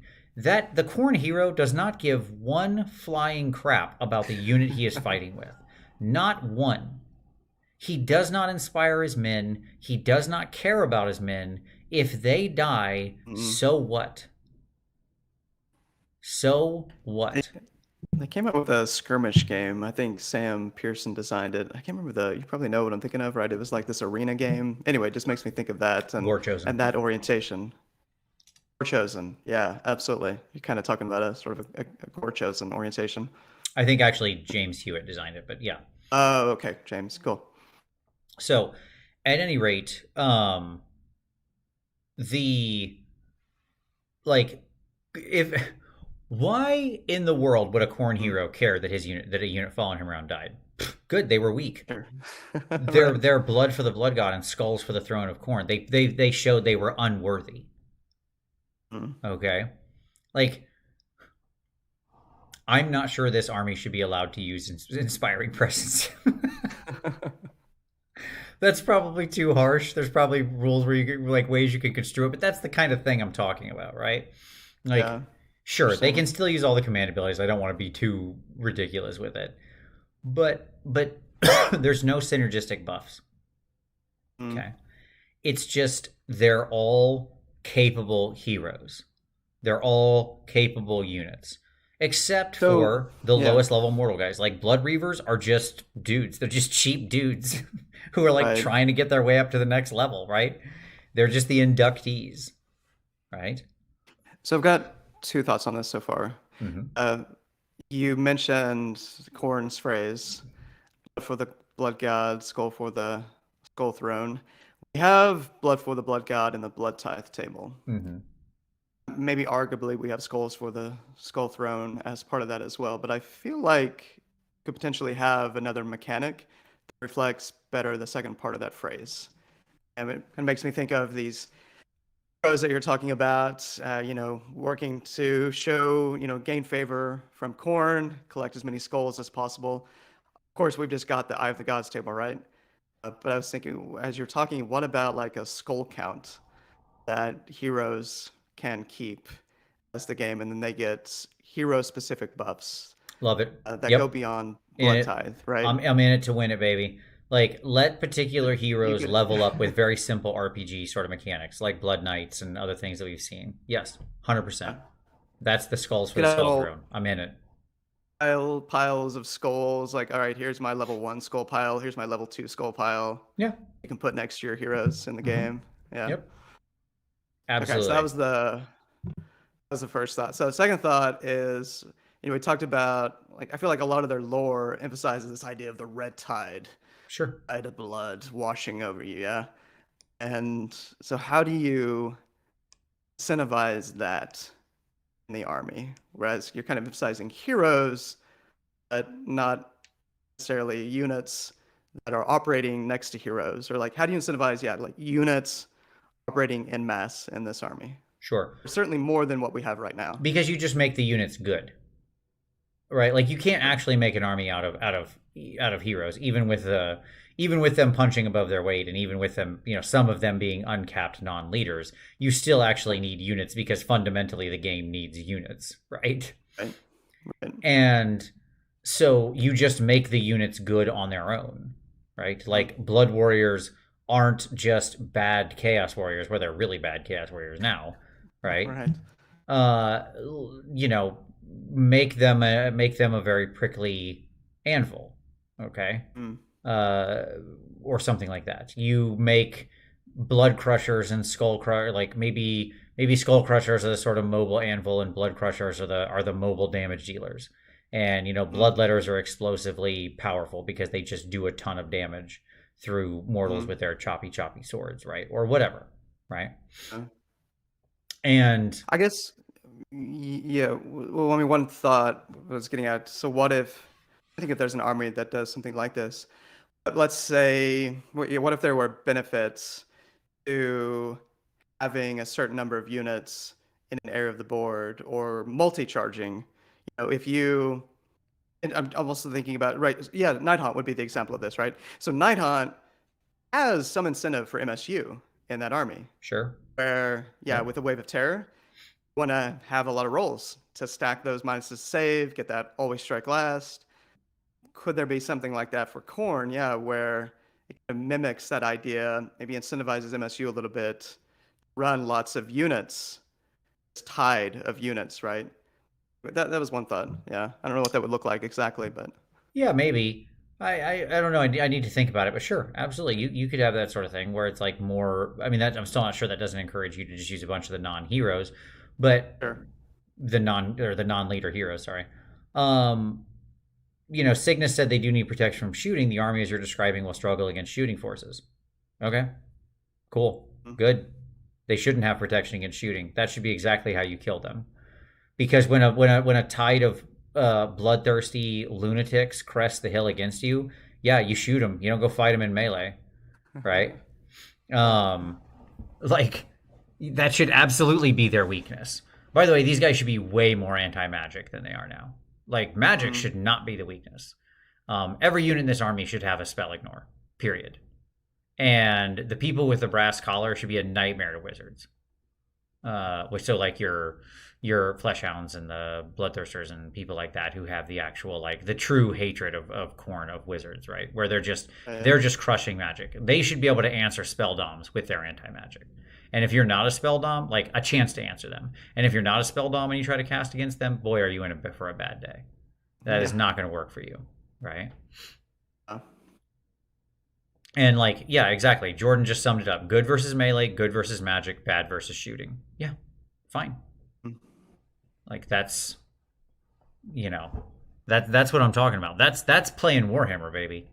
Right? Tell me if you got like 8 or it's always 8. Let's say you got like 8 heroes on the board. Not all of them are leaders. They're relatively undercosted, but they're scary as heck in melee. Right? You've got these units that you can use everyone independently because you're not worrying about any buff auras or anything like that. And the funny part is, if you do that, Tyler, it actually becomes so here's why I really like this style of strategy. Because it feels much more thematically appropriate. The verisimilitude is much stronger. Okay. I'm sorry, dear. I didn't mean to skip you. I just saw you there, dear. And 2, it actually becomes a much more thinking man's army to play. All right? Because it's not actually the sort of smart big brain challenge to manipulate all of your buff circles. All right? What that actually is a pain in the butt that makes it very annoying. But when you have a bunch of independent operators that you can all use in like as completely individualized pieces on the board, and you have blood tithe as it currently exists, because I do think blood tithe that exists is pretty close to correct, right? Yeah. I think like there may be some tweaks on the table, but in general, yeah, sure. Absolutely. Yeah, I mean nothing's perfect, but it's like it's in the right space, right? I'm not making any huge changes. What you actually generate out of that combination is an army that on its face will play as like for Timmy, who shows up and wants to like take his dudes in red armor and run across the table. He can do that without worrying about managing bubbles, and he'll have a fun time.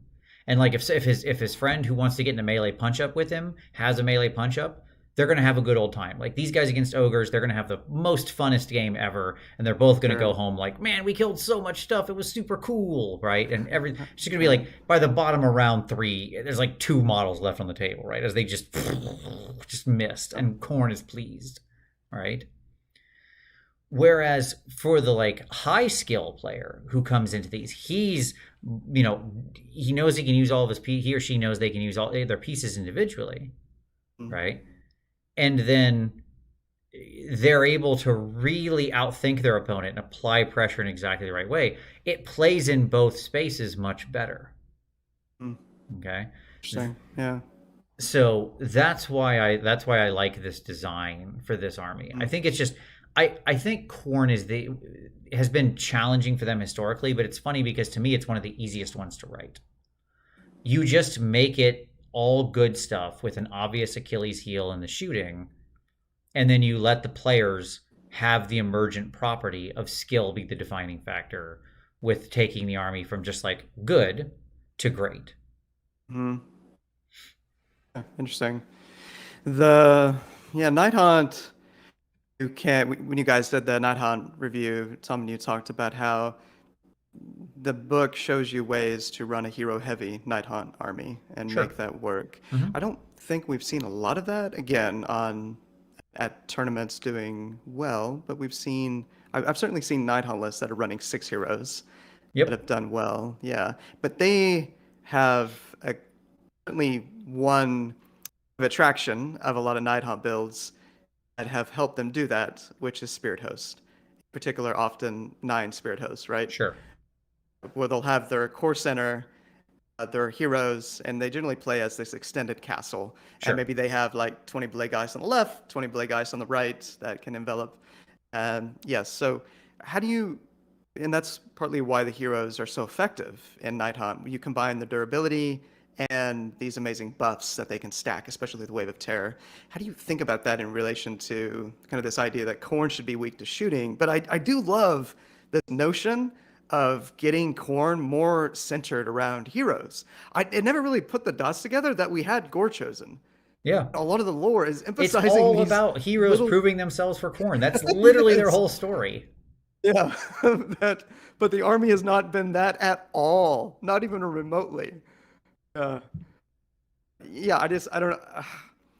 I mean, maybe you start with a 3-up save on all these heroes, and Yeah, I maybe you mean, have I look, man, there's probably ways. you can figure out the You know, details, like but yeah, there's ways we can minimize it, right? Like yeah, so the heroes don't all just get sniped out. First of all, I'm not sure it's like the biggest problem in the world. There's not a ton of character sniping going on right now, period. Maybe uh, outside of like the stupid Iron Blaster build, which again should be like yeeted into the sun at its current points value. So that obviously just needs changed. But there could be other things you could do. Okay, like you could give them various and sundry rules that disincentivize people from shooting the heroes. Like mm-hmm, it's not hard. Pick one. I don't know. There's sure, 20 yeah, different designs for it, but and in the appropriate conditions, you apply them, right? and, And just make it so that's not the easy win button. But the army itself has no protection against shooting. Like the right answer should be you turn the cannons on the groups of dudes, right? mm, And then you blow them away. And if you do that, you basically win the game. Sure, of course, yeah. right? Um, I mean, maybe. Gareth is making. Oh yeah, go ahead. No, go ahead, please. Were you gonna? Yeah, no, he made the point in the comments that there are a number of people who are enjoying the current builds that are out there. Like the thinking persons, bloodthirster Mm-hmm. builds, and I mean that's true. Just watched. Got to get a shout out, obviously. Jordan playing them the other day, and I think it was this week, and it's really enjoyable watching a good player play Corn right now, and how it operates. Sure. But yeah, clearly it's not exactly thematic and the fact that we are not seeing melee heroes much and we're not seeing a lot of these Corn mortal units, but that just could be an issue of these war scrolls are so out of date, right? I mean, this battle tome came out ages ago. Ages ago. I don't, yeah, I hardly ever, other than Darren Watson being the hero that he is, running this wild 2018 Corn list at the championship the other weekend in New Mexico. Yeah, where just, dude, did you see that list? He had like Blood Warriors and Yeah, yeah. Mongers and yeah, but anyway, we can get into details on what you do with those models, but they just need to be, yeah, just need to get good war scrolls and you'll see them on the table, I'm sure. 100%. Just independently strong, interesting role-based war scrolls. The Blood Warriors are the anvils. The Blood Reavers are like aggressive chaff. The Blood Letters are aggressive hammers. Like you can split all this up, right? There is a pretty obvious roles for most of this stuff. Yeah, Mm-hmm. and I don't think it's not doable. And moreover, I don't think you have to make those players lose out who want to have the thinking man's experience. Like I think you absolutely can do it. Right. Okay. Let's go to the next army. We got to keep moving. I got a lot to say about here. This one, Slanesh. Okay. Step one. Step one: throw the entire book in the bin. We're just starting over from basically scratch. Okay. Yeah, I mean, it's with apologies to whomever's worked on it. It's by far the worst battle tome. I mean, it's up there for an all timer, but Yeah. anyway, yeah, it's very It is unfortunate. the worst. I'm just gonna say it this way. It is the Yeah. worst designed battle tome that they have released in 2 and 3.0. Yeah. Okay.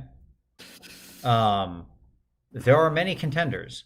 This is the king. Sure. It is unfun. It is weak. It has no advantages. It has mostly trap units that are bad and fail to have any role or accomplish anything. And most of the pieces you look at and go, I don't know how these fit together, all orbiting around a central stupid mechanic, which is don't kill things. Yeah. It's so cute. Unfortunately, killing things is indeed how you win the game. Partially, at least. Right?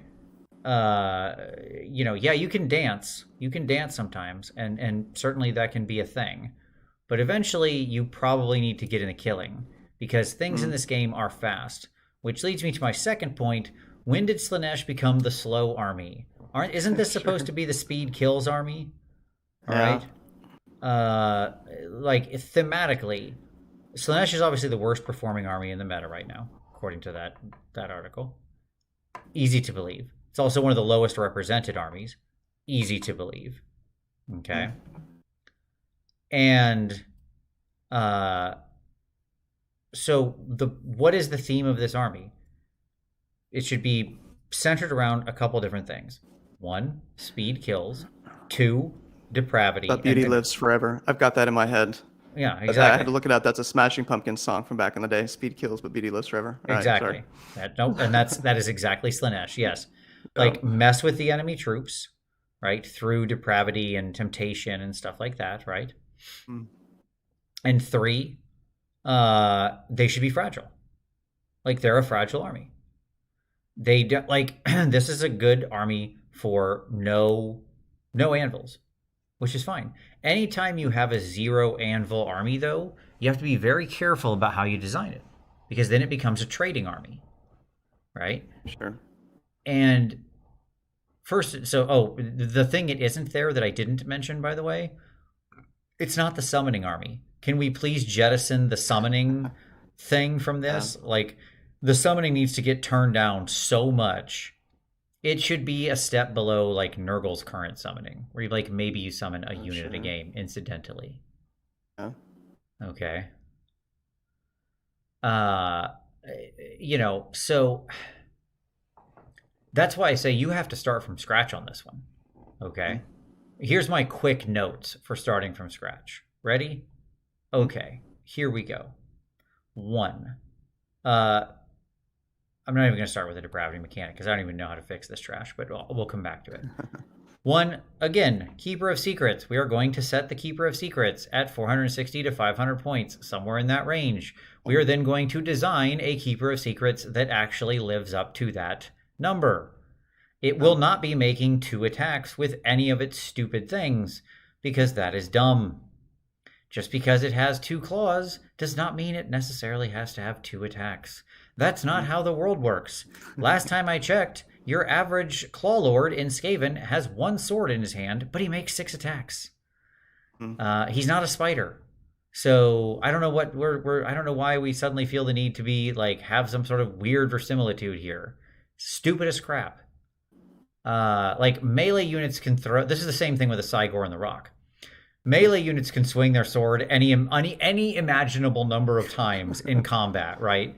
But a ranged troop has to throw or use exactly the number of things they have modeled on the model. Stupid as crap, right? So there we go. That's number 1. Keeper is so important because she is such a centerpiece to this army. You should very much want to have 1 Keeper of Secrets in your force. You just should. I think with all of the greater demon related armies, it shouldn't be the only build. It shouldn't be a must-have, but there should be many viable builds that have 1 of the greater demons in it. Yeah, somebody mentioned the Guo isn't getting a lot of play. I can't remember who did that quite a while back in the comments. But I mean, when we did the review, maybe it's a little overpriced right now, but to me it's just a points issue with the Guo. I mean, that's a solid war scroll. I've seen it in a lot of lists the last year. but maybe it's a little too high. But it's just a points issue in my mind. Oh, and like a modest point issue. But anyway, yeah. Yep. Number 2, the locus of Slaanesh. Can we please stop with the ASL, whatever we're doing here? Don't pile in. All of that is nonsense. Please stop all of that. And instead, let's just get back to basics. Let's take it back to what it should be, which is just the Slaanesh heroes create a locus of Slaanesh around them that makes everybody charge 3d6 inches. Okay? Like, you can declare out to 18 and you roll 3d6 when you charge. Done. Done. Done. Sure. Like, that's the locus. Stop trying to mess with all this other crap. Just, that's the locus, okay? Just be fast. Be fast, hit hard. We don't need anything else, right? For the most part. With depravity, I don't know what you do there. I honestly am not sure what the mechanic is. I can tell you what it's not. It's not chipping wounds off of 10 different units and accomplishing nothing in a world of rally on 4-ups everywhere. Sure. It is not that. Okay? It could be anything. When your heroes are engaged with them, they're causing depravity, or when your demons are fighting them, it's causing depravity, right? They like every round they all take some on a blah blah blah, some number of mortal wounds because they as they get depraved and start cutting themselves or doing whatever, I don't know. Okay. Like, again, there's probably a handful of decent mechanics out there anywhere, right? Does the locust do anything to archers? No. Sorry, Blissbarb archers, you're whatever. We're just gonna knock you down in points and you can just be archers. It's fine. You can just be archers. Like, I do not love the shooting contingent of Slaanesh that much at all. I just don't think it fits the army. I'm not saying it should be jettisoned or something. It's just like being shooting is fine. Just make them decent shooters at a reasonable price. That's a good enough unit. Like, people will take shooters if they're just good shooters at a reasonable price. That's all shooting needs to be good. It's already the best thing you can do in the game. So, cool. And the one mechanic I never want to see in here is I never want to see something where your opponent makes the choice. Like, and Slaanesh loves this. This is a thing they love writing into this book, into books like this, where it's like you offer your opponent a choice. If they choose A, this. If they choose B, that. Right? The problem is, all that ever happens with that is they choose whichever one is the most favorable for them at that moment. And it's not the thing you want. Stop putting some part of my army's play into the other person's hands. Ironjaws don't ask their enemy when they're going to call the Waaagh. They call the Waaagh. Okay? Stop putting any of my rules under my opponent's control. That's garbage. Right? Like, I make the choice. I decide, like, you can do screw with you mechanics. Like, they tempt them darkly and they give into it and blah, blah, blah. Maybe I have to roll a check. Maybe I have to do something, whatever. Okay, but then something happens. It's in my hands. There's not a lot of that in the book right now, is there? I seem to recall the Keeper has something. Yeah, like the that, Keeper has that something. It's a does. thing they've played around with, but it really bothers me. Okay, they haven't done it a lot. Don't do more. Do less. Well, you laid out two options: the one where the opponent controls it, but the one where you control it. Yes. You're not a fan of the idea of leaning more into that.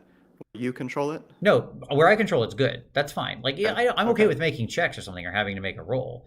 I just don't want to see more stuff like the Keeper has with Dark Temptations and stuff like that. Like, I just, I think that's just nonsense. Okay. Sure. Playing with like shutting off command abilities and things like that because of their beauty or the depravity or stuff like that would all be fine ways to play where it just happens, right? You could go with, you could go with like make the chariots all better and faster, so they're really all just about screaming over the board. Like the chariots could have rules, kind of like the like we could play with rules like the Gorbeast. Thank chariots? you. Yes, the Gorbeast chariot or the Stonehorn mechanic where they can like lawnmower over people and then end up somewhere deeper in the lines, like or some different version of that. You could make it like the Blood Knights version, where in their turn they can just normal move away from the fight. There's different variations on that concept, but have them just lawnmower around the board and not get tied up easily, right? Yeah. Somebody mentioned it. Yeah, army-wide retreat and charge. I definitely love the idea of more retreat and charge, especially with chariots. What do you think about that notion of army-wide retreat and charge? Yeah, I think it's fine. I don't think it's actually too powerful at all, because in a glass cannon army, you rarely have anybody alive to retreat. Yeah, dude. And we've had Daughters of Cain with Keltnar, the newest or one of the newest sub-factions, right? And almost nobody plays Keltnar anymore because there's others that are better. And it's army-wide retreat and charge. So, yeah, I mean, I'm getting that right. I think it's army-wide retreat and charge. Keltnar. It is. Yep. Been a minute. It's just army-wide retreat and charge. Everybody does it. Yeah. Yep. And again, it doesn't really matter if you hand a glass cannon force that's on a 5-up save, retreat and charge. Like, who's still alive after a fight? Who's retreating away? Yeah. Exactly. Everybody's dead. Right. Which leads me to my next point. This should be the army of like Rend. Rend should be all over the place in this army. Right. Not mortal wounds. We don't need a lot of that action, but we need Rend. Just rend like crazy. This is an army built around like ultra sharp swords, perfect swordsmen, huge gigantic claws that are meant to slice through armor and flesh alike. Like, yeah, this is the army of Rend. Go fast, hit hard, die. That's the general plan, right? And yeah, it becomes a finesse-y army where you have to like trade correctly and use your units right, but you've got the cushion of speed to help balance it out. Mm-hmm. That's it. Yeah, very interesting. Yeah. We've talked in the past quite a bit about how it did well in 2019. Obviously, Always Strike Last was a big part of that. You're saying that needs to be jettisoned. And then also, I think we both would agree, we didn't have as much shooting as we certainly could have had in that window in 2019. We did not have either high shooting or high armor, both of which were an extreme counter to everything Slaanesh had. As I learned in round 5 of NashCon that year when I ran up against, Matt Sweeney's 2016 Stormcast list that cleaned my clock. Right. Yeah. Yeah, so I don't know, it makes me wonder what else might be needed to. So certainly you're talking about speed as a way to help them overcome the glass cannon nature. They should be so blindingly fast, like just the fastest army in the game on foot, like unnaturally, supernaturally fast, right? Because that's it. Right. It makes me think of Iron Jaws, because Iron Jaws are deceptively killable. Like, they're not that durable. Sure. That it's mostly an army of 4-ups, right? It's 4-ups on pigs, 3-ups on cabbages, 4-ups on brutes, 4-ups on ardboys. Sure. And I'm pushing for like 5-ups across this army. Okay, like really. Right. So 5 and 6-ups. I'm happy with it. Let's call it good. Everybody but Sigvald, right? Who obviously is still rocking a good save. Like, Sigvald's meant to be what he is. Yeah. He's like the one good scroll. He needs very little changes. Right. You think there should be no summoning this army, or just less summoning? Much less. Again, like a game where you summoned a unit, you're like, yeah, okay, that worked. Right. Cool. Yeah, Nurgle is essentially, you get a couple of units as far, at least the list that I played. Yeah. If I get like a unit in round 3, and then maybe if it goes to round 5, I get a second small unit or something like that, I'm like, that is the correct amount of summoning, right? Where it's like you added 200-300 points to the table, starting in round 3, and then in round 5, if the game somehow managed to go to that point, fantastic, perfect amount of summoning. Like it just shouldn't be a mechanic you build into. I'm not usually about shutting off playstyles, but this shouldn't be a playstyle you build into, especially not for this army. It makes no sense. Maybe for Tzeentch, that's a thing. Because, Tzeentch is the magic army. It makes sense. They gate people in. They come from the Silver Tower. They summon in weird demons. But Slaanesh isn't the summoning army. Right. Gotcha. Cool. Yeah, I dig it. Yeah, so, like, I don't know. Do all that. Like, just throw the current book in the trash and start over is my best advice. Okay. Yeah. We can only hope. Oh. All right. Next up, Flesh Eater Courts. Okay. Where they sit right now is pretty middle of the pack. They're about 50-51%, which is surprising. Interesting, isn't it? But they're a very Timmy-friendly army. They're a very new player-friendly army. They have a very small number of units, right? But those units can all do some work. Again, an army sort of without anvils, right? Mostly hammers here, big horde of ghouls, so on and so forth. Your kumquat, your ghoul king on Terrorgeist. Why is he called the kumquat? Because he is.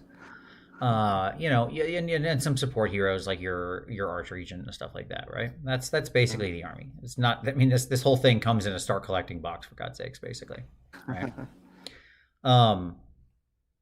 I think Flesh Eater Courts thematically is the most compelling army in the game. Maybe their backstory is incredible.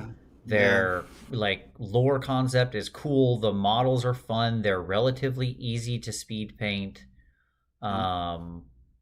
They like I said, they're great for new players to pick up and have a fun time with. They hit pretty hard. They move decently quick.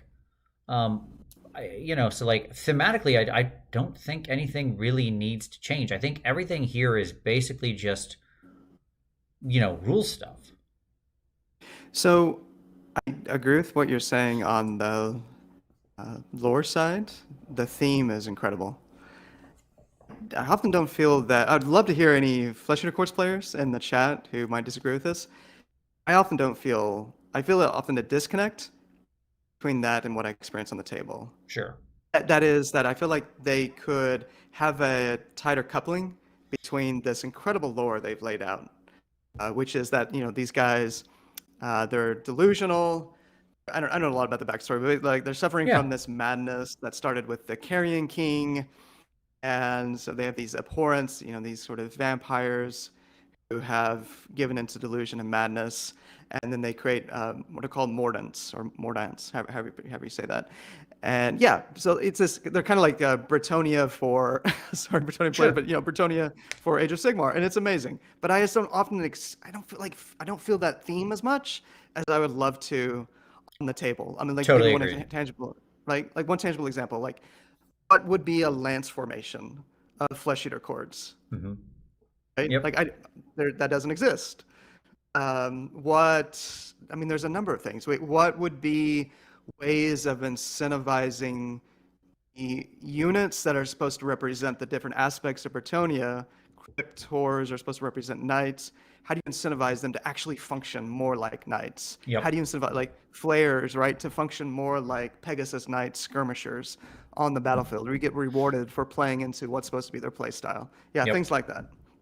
No, that's a good point. And that's why I say I think it's in the rules, not in the theme, right? Like theme-wise, I think they feel appropriate. The models all feel like they're kind of acting like you would expect this army of mad cannibals to act.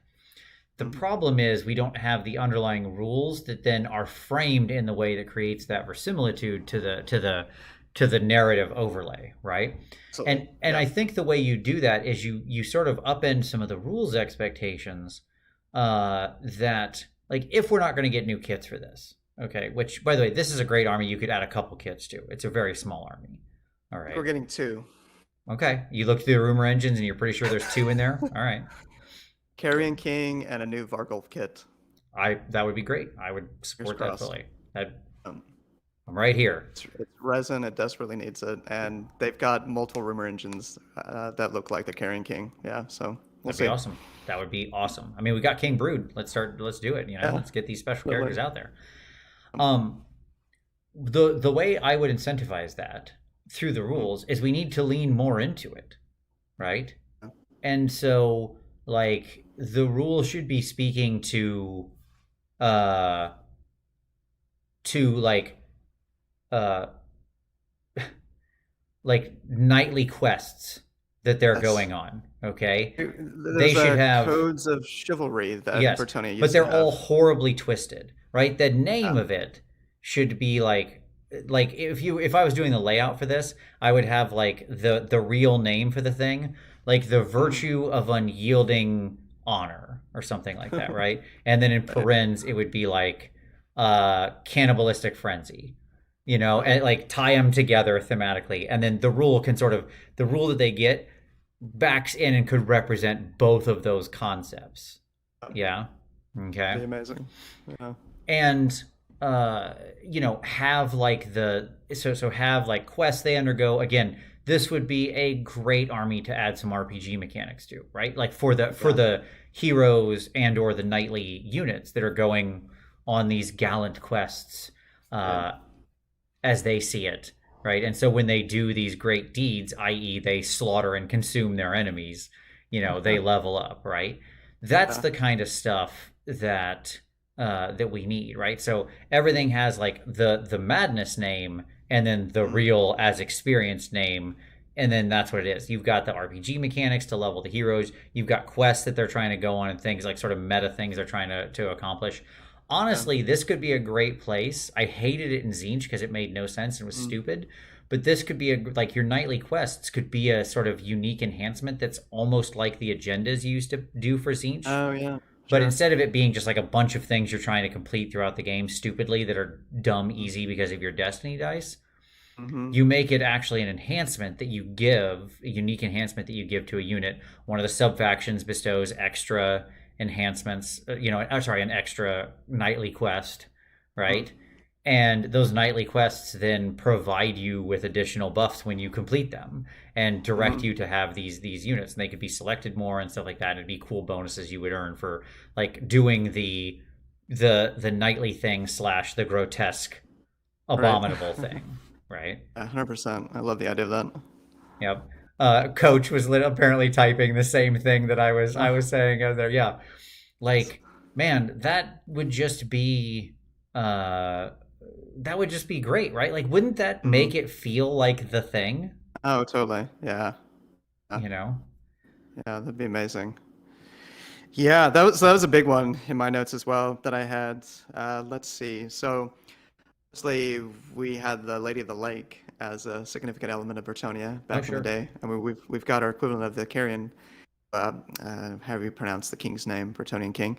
We've got equivalent of that in the Carrion King. Do you think there should be something along the lines of the Lady of the Lake? I was a little skeptical about whether I don't think you necessarily need to. Yeah, I mean, like you could. I wouldn't be opposed to it if it was a cool model, right? Right. That'd be fine. But I don't know that you need it. I think those thematic elements are more. And then, by the way, like a lot of the way their rules work were kind of janky and based around very simple additional strike mechanics. I'm not sure you need to keep much of any of that. It's all fine. You could keep it, right? You can keep versions of that stuff. But if you do so, please rewrite them to be aware of like the phase they're happening in and make them stop, what do I want to say, like clashing with the existing rules of the game, like all out attack and all out defense and stuff like that. Let them actually use their rules. Apparently your idea, by the way, for Flesh Eater Lady of the Lake, people are digging it. So yeah. So Morgonk said like Marks of Chaos, Chivalrous, or Abominable each has buffs, drawbacks. Yeah, that's cool. Yeah. Lady of the Lake win. Yeah, absolutely. So I mean that would be a cool people are ready to throw money at you for this idea. So GW, Tyler hit a winner here. This is clearly a winner. Like thinking about this more, Tyler. Sure, their image of her is of this beautiful lady bestowing a weapon, right? But what she actually is some horrible like bog hag, right? That's all like rotten through and whatever, and is giving them like a femur bone with a spike on the end, right? Yeah, totally. Something like that. No, Duralius, that is the Zephyr Blade. So I mean, like honestly, you've brought me over to your idea. So. But no, you make a good point about the command. I mean, that like feeding frenzy right now, that's part of the problem. That can just be turned off through roar or whatever it might be in the combat phase, and that's been a real problem for players. With so right now, their core battle trait is around delusion. So your list building, you pick one of 6 delusions, I think, and you get a buff. Well, unless you take a sub-faction and so on and so forth and yada yada. Like, again, because they have this old book. Now, a lot of it would be handled just by going to a 3.0 book where you don't have these stupid clashes anymore, right? So. I think that's still good enough. Just keep something like that, or maybe make it to... Sure. Again, because I think that can speak to... that easily rolls into the concept I'm talking about, right? Yeah. So Um, there you go. and then I mean, some of these things are just they need the 3.0 treatment. Like Terror guys, Zombie Dragons desperately need the 3.0 monster Sure, treatment. Actually, 100%. actually make them good. Yeah. Yep, yep. The Yeah, it doesn't really feel to me like they need a broader model range much more. I mean, I think a update of Bar Golf would be cool. Carrying King definitely, maybe that's later the lake idea. But yeah, I mean, the core is it's another Iron Jaws, right? You don't really need that many more War Scrolls, I don't think, Right. of an interesting As long as faction. they all have different roles, you're good. And I think they Yeah. do. You just need like some of the rules need some tweaking and playing with stuff to be 3.0. But again, that's just an engineering problem. That's just tweaking around the edges. There's no fundamental flaws there, right? Sure. The factions that have this limited number of war scrolls are honestly usually in a much better place from an internal balance perspective than the ones that have a ton of war scrolls. Yeah. Matt Rose even mentioned that in one of the articles that usually the armies with the biggest number of scrolls have the worst internal balance and the worst kind of time, Mm, right? So sure. Hopefully soon, Coach. With Ushran. King the Knight, it'd be cool if you had actual courts with the heroes, retinues, and stuff like the Chaos Lords do. I'm down for It's that. interesting. No, Yeah. yeah, that fits perfectly into what I'm talking about. Yeah, 100%. I think these guys are easy. Just you wrote the best lore in the world for these guys. Now just make the mechanics reflect it through any of the 10 ideas we've talked about. That's it. 100%. That's it. Like it's all there.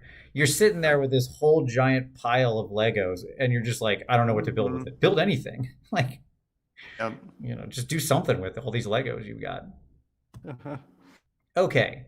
Ossiarch Bone Reapers. Oh boy. Okay, so this is an Mm. underperforming faction. They are currently pretty low in the meta.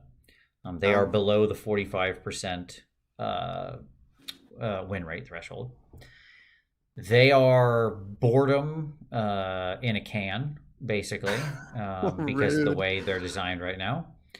Or you can either play the slow attrition grindy build of all of the dumb little skeleton boys, your Mortek guard, or you can take like 18 chopper dads and just go ham and hope that that does the business, right?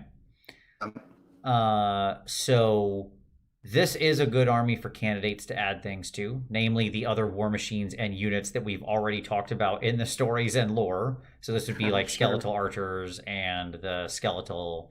Um, uh, they right now they have like a trebuchet. They need the like ballista basically Oh, okay. because they do have those defending the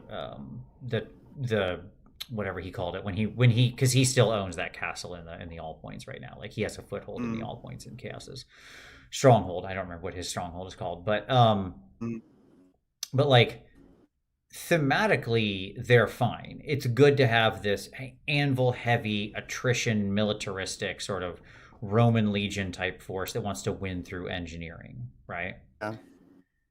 Somebody Um, mentioned chariots. I'd actually love to see a chariot with this army. yeah, 100%. Yeah. Chariot would Yeah. work fine here. Um, the so but to me this army just has a fundamental problem and it's their stupid rules, the fact that they're a proto 3.0 army living in a 3.0 world. Like they Yeah. were the beta test for kind of 3.0 mechanics, right? Yeah, with their relentless discipline points. Yeah, Yeah. yeah. All they need is just like jettison the stupid relentless discipline.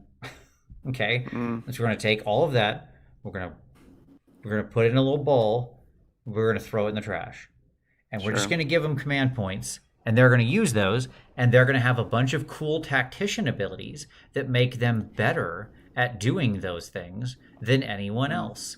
When they redeploy, maybe they get to redeploy and roll 2 dice and pick the highest, Mm, or maybe they redeploy a d6 plus 1 inches or 2 inches, or maybe they mm, get to redeploy multiple units at once, or whatever. Like when they unleash, maybe they don't suffer the neg 1. We get their new archer right. bony boy shooting unit, right? Because they're very disciplined archers who aren't that thrown off by the fact that people are charging them. When they Mm, all out defense, maybe they also get some other particular bonus, not like +2 to save. That's too good, right? But maybe they're like +1 to save, and they gain you know, I don't know. I don't know. mm, Uh, you could do there's different things you could imagine. You could imagine a +1 to save, and they reduce the rend by one. Maybe that's how we implement the rend by one thing, right? Like out of the sub faction. I don't know. I'd have to think about exactly what I don't want to get caught up in the individual solutions because who cares? But the point is that thematically, there's a bunch of tactical things happening in the game. Just let them do those things and be better at them because that's what they are. They're the tactical army. Seems very easy, right? Yeah, no, I like the sound of that. Yeah. I've talked with Brendan a fair Brendan Melnick, Cubic Shenanigans format. Obviously, he loves playing OBR and talked a little bit with Meph, not quite as much. I know Meph's a big fan as well, obviously. The one thing that Brendan always emphasized is Catacross. He thinks Catacross is a fascinating character because they, in his mind, did such a good job with the tactician part. Sure. Catacross is this expensive buff utility piece that often doesn't engage in combat unless your opponent forces it. I mean, he could do some work, right? But that's not what he's there for. But anyway, yeah, to me, when I think of OBR, what I heard from Brendan and others, I just think of Catacross first and foremost and the role that he plays in that army and just kind of giving that footprint in other parts. Like you said, the command abilities would be an obvious one. 100%. Like, make him good with the commands and tactics normally, but then if it's like for the one that Catacross issues, it's really, really good, right? Because he's this tactical genius who can lure people into traps or something like that, right? Yeah, absolutely. Right? Yeah, Mergog said Catacross should be fighty turn 1. None of this, you have to lose 12 wounds to be fighty. Yeah. I don't know. Again, I mean, to me, at least from what I've heard from some folks who play this army a lot, I know Mergog has played this army, that is a big part of what makes Catacross in particular a unique character. He is there as the ultimate tactician. Right. He is true like a classic general. He's not there to fight. He's there to lead. Yeah. He's a battlefield commander. So this is another army I don't know incredibly well. Yeah, just in terms of like what else and where they are. Obviously, they're known for being very durable. Sure. That's one of their primary things. They are anvils on anvils. Yeah. They've had some units that haven't seen a ton of play for various reasons. I mean, like Capitalist Death Riders. I think I have a solid War Scroll. Mostly seems to be a point issue. So the Immortus Guard, who are just terrible. Yeah. Yeah. Although I do know somebody who thinks that they're actually underrated, which we might get into on a future show. But yeah, how would you think about the sub-factions with this army? I would think, okay, so the way I would think about the sub-factions in this army is not how they thought about them. Because they just kind of picked random concepts and built around it. Like, this is the anti-magic one, this is the really, really hard to kill one, or whatever. And it's like, okay, well, anytime you pick that, the hard to kill one just always wins. So whatever, that's silly. This is the Horse Lord one, whatever, right? The way I would think about the sub-factions, from a thematic point of view, is what is the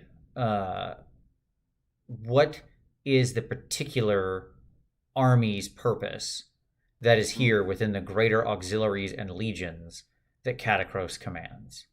Okay? So, like, is this the engineering force, the vanguard force, the holding force, the conquering force, and so on? Yeah? Like, traditionally, Roman legions had sort of distinct roles they were doing amongst the whole legion.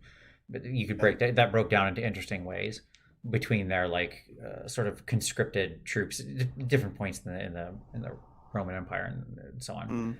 But like, there's a lot of similarities there because they won through both tactics and engineering, right?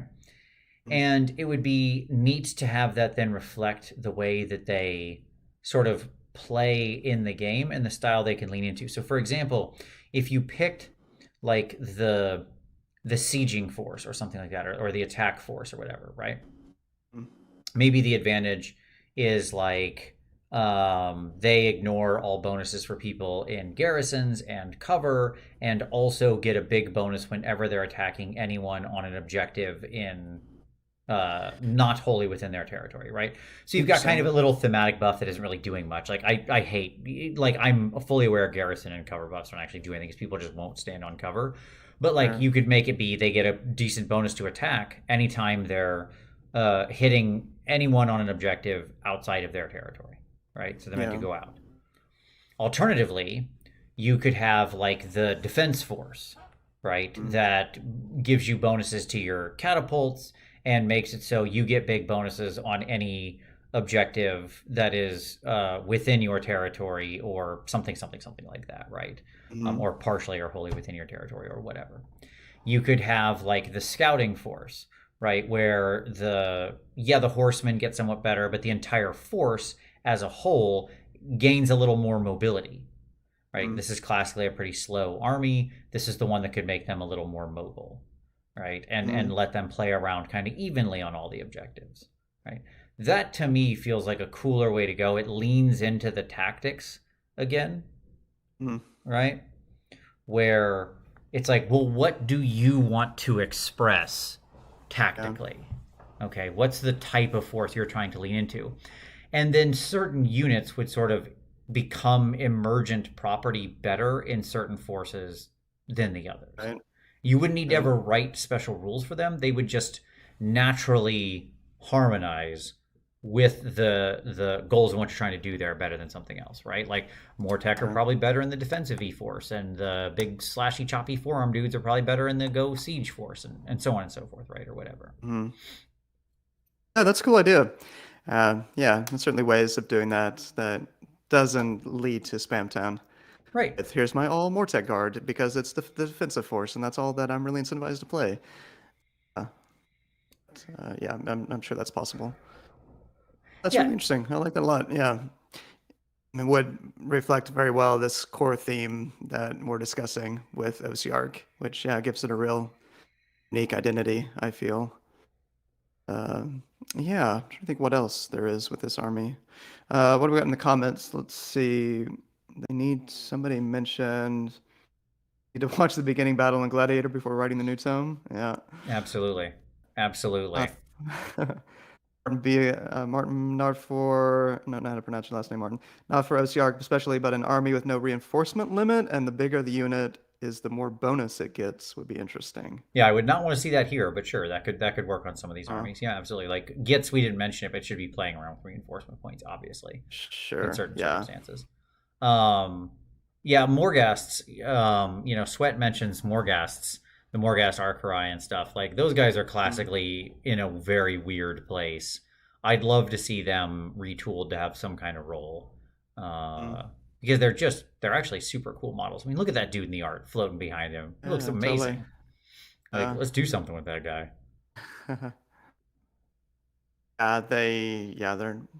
They're okay. They're not in a great place right now, as far as I can tell.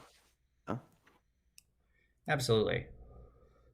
Okay, cool. Anything else Yeah. on OBR? I feel that feels good.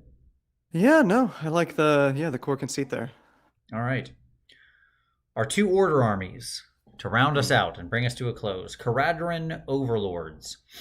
Okay, so currently a pretty middle of the pack army. It's been performing pretty well. It's got some of the most powerful shooting in the game, but it has the probably third jankiest rules right now in the game. Sure. It's obviously challenging to. I like how he's shooting a Morghast dude. I didn't realize that. I just noticed in the piece of art I grabbed, he's like killing one of those Morghast dudes, like some kind of giant plasma gun. There you got. Good for him. Oh. Okay, so here's the problem with Caradron Overlords. They're an all-shooting army in a melee-focused game. This is a problem. Okay. Here we have identified a fundamental architectural issue. Fortunately, this can be changed, and here is how we change it. Okay. We set up so that it's not an all-shooting army. That's it. Done. I don't want to make this more complicated than it needs to be. Just that's not possible. It's an all-shooting army, my friend. It is what it is. But QED. But why though? Yeah, exactly. Let's move. So there we go. They're broken forever. We can't fix them. No, I mean, We can't fix it. Okay. I'm fine if Thunderers are your sort of foot shooters. Sure. That's fine. Make all the Balloon Boys, make both versions of Balloon Boys different melee people. Okay? If they want to have some light ranged capability, fine. But it should be light, not anything you can rely on. Their purpose is in melee. So the Wardens are the anvils, and the other guys, the chainsaw guys. June Riggers, yeah. There you go, thank you. Are your hammers, right? And yeah, okay, they sure, everybody carries a little bit of guns, fine, right? And great, cool, but they all still have some kind of shooting attack they can do. It's just on 4s and 3s or 4s and 4s -1 damage or something like that. It's okay, whatever. Who cares, right? It's there to be a little spice because they are all a technological force, right? And the Arcanauts are your massive dudes meant to hold a thing, fine. And your big boats are big gunships. Yes, the big boats are still fundamentally flawed because they don't hold objectives, but now you have 2 solid melee units, right, whose main purpose is being in melee. You have the Arco, who are meant to be deck chair sitters / objective holders with light ranged. You have your Thunderers, which are your hardcore ground ranged troops, right, that need to either be transported by a boat or hustle their butt up there, okay? And give them good, decent-ish range, 18-ish inches. Also, ditch the 52,000 different weapon profiles in all the units. That's just a high-level thing. Make Thunderers 1 weapon profile and just call it, Thunderer weapons. And if you want to give them, 1 special weapon, fine. But we don't need, the 40k thing happening in AOS, where it's this is my guy with a plasma gun, and this is my guy with a rocket launcher, and this is my guy with a multi-melta. Shut up. Right. Nobody cares. Okay? Make it just Thunderer weapons, and then there's 1 special guy, and he has 1 special gun, and it does 1 special thing. Fine. Right? Sure. And then your boats are boats. They're battleships. They're tough, floating things that count as basically nothing on objectives, right? So that's their natural drawback. They're high wounds and difficult to remove with a lot of bristling guns, but they count as 2 guys on an objective. Right. Done.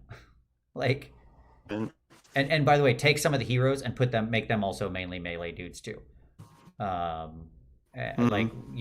So you take, there's a selection of heroes: melee guy, utility guy, ranged guy. Done. Boom, boom, boom. Right? Whatever. However you want to do that.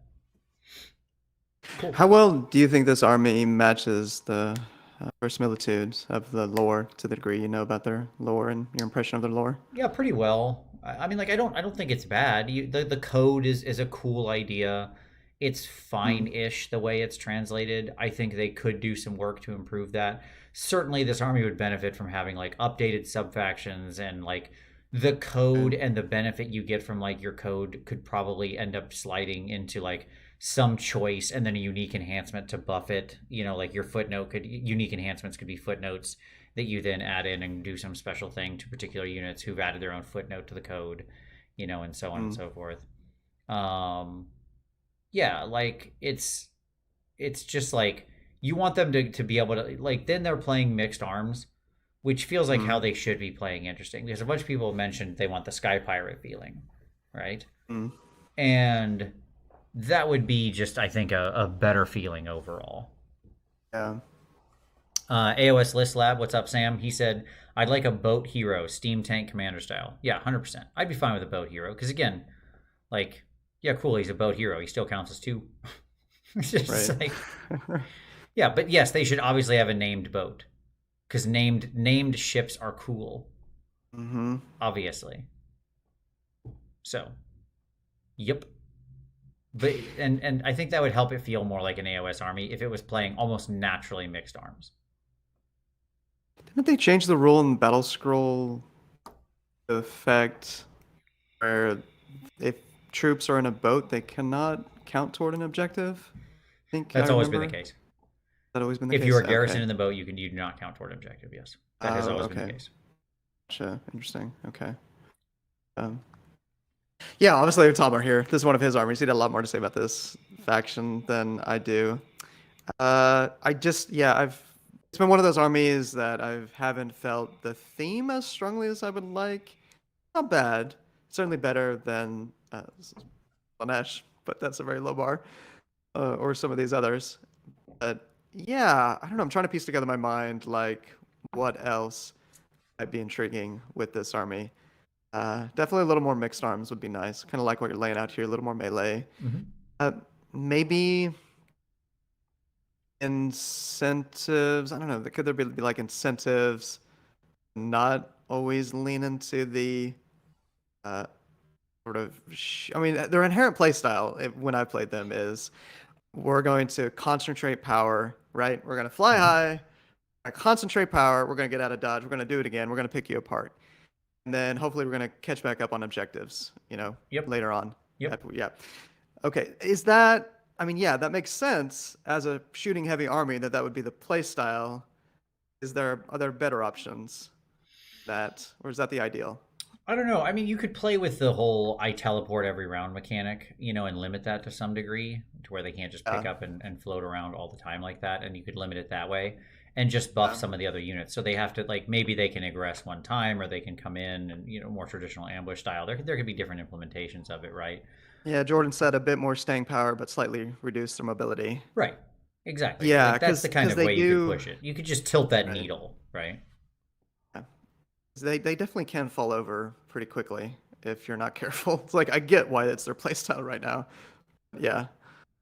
Yeah, it should be a little harder to beat a giant steel boat to pieces, to ribbons. But most of the time those things get flipped like they're made out of styrofoam, right? So yeah. You could very easily, especially if you had Arco have a more melee side to them. Like, yeah, they all get pistols, but they all have swords too, and they're like decent-ish in melee, right? Again, not incredible, but decent-ish, or in certain circumstances, good, right? Like if you're doing the right thing with them or have the right synergies, they could become good. And then that would lean more into that style, right? You give them less mobility, you make Arco better in melee, you make the boats a little tougher, you don't let them just bounce all over the whole board every round. You turn the two balloon boys into solid melee troops with like 3 wounds each, and a good save, right? Maybe the balloon boys get like a 3-up save or something like that, right? That's just they become a pretty tough unit, or at least the Sky Wardens do, right? Sure. And maybe the hammer unit in the Endrin Riggers have, just do a lot more damage, but they're on a 4-up save or something like that. Like I could see the version where you can tweak around those mechanics to get them into the right place where it's like, this is my more dedicated shooting unit, but my incentive is to like bring the boat forward, pile the dudes out, get them out here and fighting, charge and buckle your swash, sure. Right. Yeah. It's been fascinating seeing them the last season of KO armies with Purple Sun and without Purple Sun. Sure. And the difference that rend has made and the competitiveness. I mean, it's not surprising. It's the thing that like KO was struggling to push through without the rend buff that Purple Sun has given them. Yeah. Yeah, I mean that's just a glow up in 3.0 to help them get there and find. I mean that's ultimately one of the things you got to do with this book. It's finding that sweet spot, right? Yep. In their DPS, their damage output. You can tick under or tick over easily. Sure. Anytime you've got powerful shooting, it can happen, right? But I think somewhere in there you could play with the numbers to get to the right place. All right, and our last one. Let's bring this to a close. We're done. We can close this out. We're good. We'll do Tom's joke, which is we just get rid of this army and we're done. There we go. There is no Seraphon. They are retired. Sent to Legends. We're gonna keep doing this stupid joke. I'm sorry, everybody.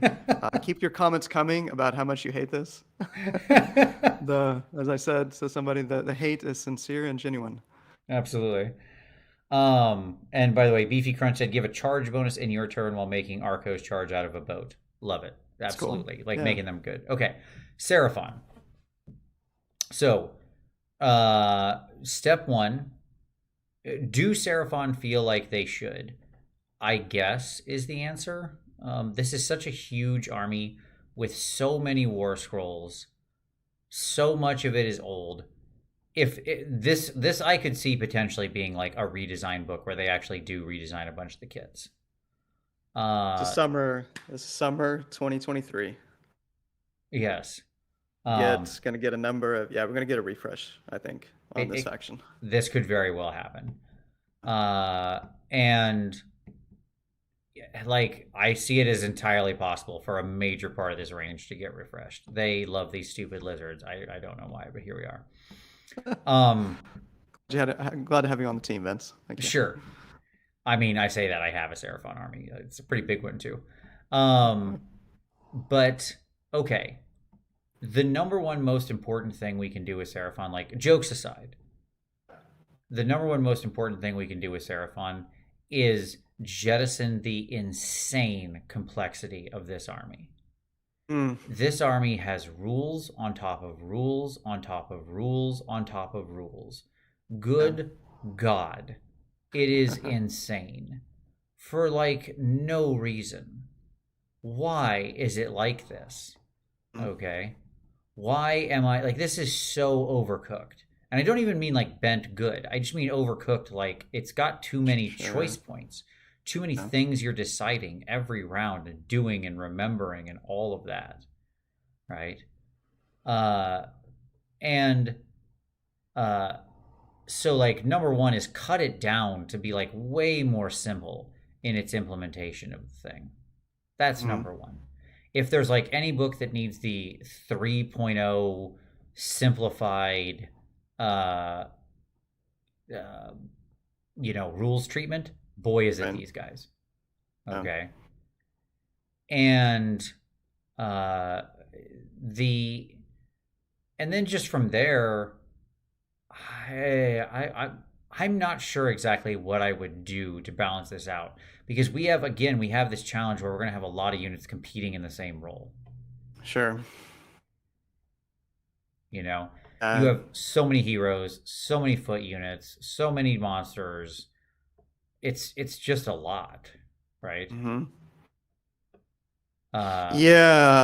What to do about it? It was funny reading this battle tome for the first time. I remember they've got all the buffs and some debuffs, and it's just like they've got all the rules. So I definitely agree with that basic point.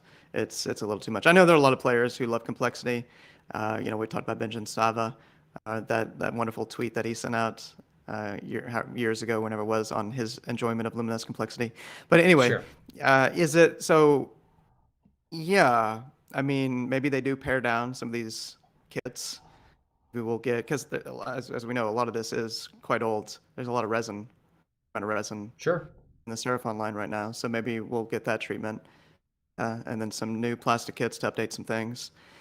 There's a fair amount of power pairing. I think that goes on already in the battle tome. I haven't looked at this battle tome in quite a while. No, it is. There's a decent amount of it. Yes, it's more like power piling than power pairing because you get like 3 skink heroes all humping the same unit every round. It's like old Doc. The problem with old Doc, right, where you had just like 3 heroes sitting there humping a single unit that would then run forward and do something. Right. Obviously the coalesced buff is too strong. Like the neg1 damage, even restricted as it is too strong. I mean, yay, it doesn't happen to skinks anymore. Skink is now only 90% the best keyword that you can have in the game instead of 100% the best keyword you can have in the game. We really move the needle there, right? Like it's just such a versatile force. And by the way, that just because we simplify it doesn't necessarily mean you have to get rid of the like the capability to build these different types of lists. I don't want to see that shrink, right? Yeah. It just means we don't have to have skinks do all these insane buffs all over the place like crazy wacky town, right? Beefy Crunch said, "What's one war scroll do you each want to remain the same in the new book as it was in this book? Not Croak." Boy, that is really tough because I'm not sure there's many I wouldn't change is my honest answer. Like I'm trying to like the Bastillodon, the Bastillodon, but I wouldn't allow the double shooting. The Bastillodon's fine if he doesn't double shoot. He's a perfectly reasonable, scary artillery piece that is tough as a coffin nail, right? Like because he has that 1-up save. It's only the double shooting that pushes him over the line because like obviously that It just, duh, plus 100% efficiency is too good, right? Of course. I think the Slan Star, I mean, that might be a little cheating because it's similar to Crook, but the Slan Star Master, I think, is in a pretty good place. Yeah, he's powerful, but I'm not sure that's wrong. Like, I don't know that I disagree with Yeah, that. yeah. The Ashlith Bear, somebody mentioned the Ashlith Bear. Yeah, maybe. See Yeah, I that. don't I know that mean, I have a he's huge giving problem with the, what he's doing. I mean, in general, he's kind of an interesting piece in that he offers a little utility, little protection. Sure, maybe. yeah, he's giving the range extension, which is good. Oh, I got Yeah, an easy answer for you here. You ready? What war Mm, scroll? I, mm, I can't believe I didn't think of this right off the rip. Skinks. mm. Skinks. And here's why I say that, Tyler. The war scroll of Skinks is fine. Sure. Okay? There's No, nothing you're wrong right. Yeah. with the Skink war scroll. It's exactly what they should be. Nonsense. Oh, It's the nonsense that has gotten or gets piled on them at various right. points in this book's history that makes them insane. Absolutely. Right? But the skink itself is fine. Like, that's probably what a skink should play like. Saurus should be better. The Saurus Lord on Carnosaur should be like much better and actually have Yeah. Rend. Get We some shouldn't real have Rends, to yeah. have like, I played a coalesced all-in like buff army with the skink lord on the skink chieftain, sorry, on Stegodon and Carnosaur Lord and all this. And I have like 4 different profiles on these monsters, and every one of them was getting a different number of bonus attacks. Mm. Right? Like, okay, the guy on top gets 1, and then this attack gets 2 bonus attacks. This one gets 4 bonus attacks, and this one gets 3 bonus attacks. And I had to literally sit there and like hash mark out exactly the number of attacks I was getting every round. And I'm like, this is nonsense. This is complete Sure. and utter nonsense. Right? I shouldn't need an abacus to play a single unit, a solo one model unit. That's complete dumb. It's complete trash. Right. Right? And by the way, this should be a force that isn't very hero hammery. Like, it's just not. This is always a force that should rely on the backbone of the spawning pools of like Saurus and Skinks, with the Skinks largely acting as chaff and distraction pieces and chameleons and blowpipes and yada yada, and the Saurus being the backbone that pushes, and maybe some Kroiger. Yes, I said it. To like to like do some damage over the top, or be a little hard hitting hammer, right? But I think most scrolls I would modify in some way. Mainly what I'm thinking of here is the heroes and all the different dumb buffs that they give. Like every skink hero shouldn't be giving out crazy awesome buffs, like the best buffs in the game. Sure. Right. But Saurus Warriors should basically be, somebody said, who is it? Kang said Saurus should look like Chaos Warriors. Yeah, I don't know that I disagree with that. I think that's actually a pretty good template for them. There are these big genetically bred sort of warrior born things. Yeah, sure. Why not? Like, it's their version of the thing. Right? Well, there's always been a disconnect, in what you think they should be and what they are. Right. Sam said 95% of the scrolls are fine, so factions and buffs need rework. I don't know if I mean, Sam would know better than I would. I don't get the impression that it's quite that high. It depends on what he means by the scrolls are fine, because like a lot of the scrolls have buffs on them that are problematic. Sure. Right, that's the issue. I mean, certainly he's dead right on the sub factions. Yes, obviously those are all insane, and we definitely should jettison the entire sub faction system they have, and make it again more about playstyle than about this is the unit that this one is all about, and so on and so forth. Right. Yeah, there's a number of war scrolls that I hardly ever see from the Battle Tome, which is par for the course with the Battle Tome with a bunch of war scrolls. Sure. That's usually what we've been seeing for a while. But yeah, definitely a lot of work needs to go into the sub-factions. So when you think about their play style on the table, again, connecting it to the lore, how well do you feel there's connection or disconnect there? Pretty decent. I mean, they have some pretty scattered lore because the difference between Coalesced and Starborn and stuff like that, right? I think it would be cooler. Like, maybe we don't need a summoning mechanic in this army. Maybe instead we just play around with like the Silver Tower type mechanic, and they put people in their spaceships that can then ambush down. Like, they can keep units in reserve and just drop them out of their spaceships onto the board. Yeah. Maybe that's what the Starborn do, because they're not. I don't know where they're summoning these things from. I understand they're remembering them back into existence, like whatever. But they've remembered them all back into existence now, and we know they have spaceships. We saw a cool picture of Arda One crashed in the middle of Gur. So why not have some troops on those spaceships who are ready for fast deployment, right?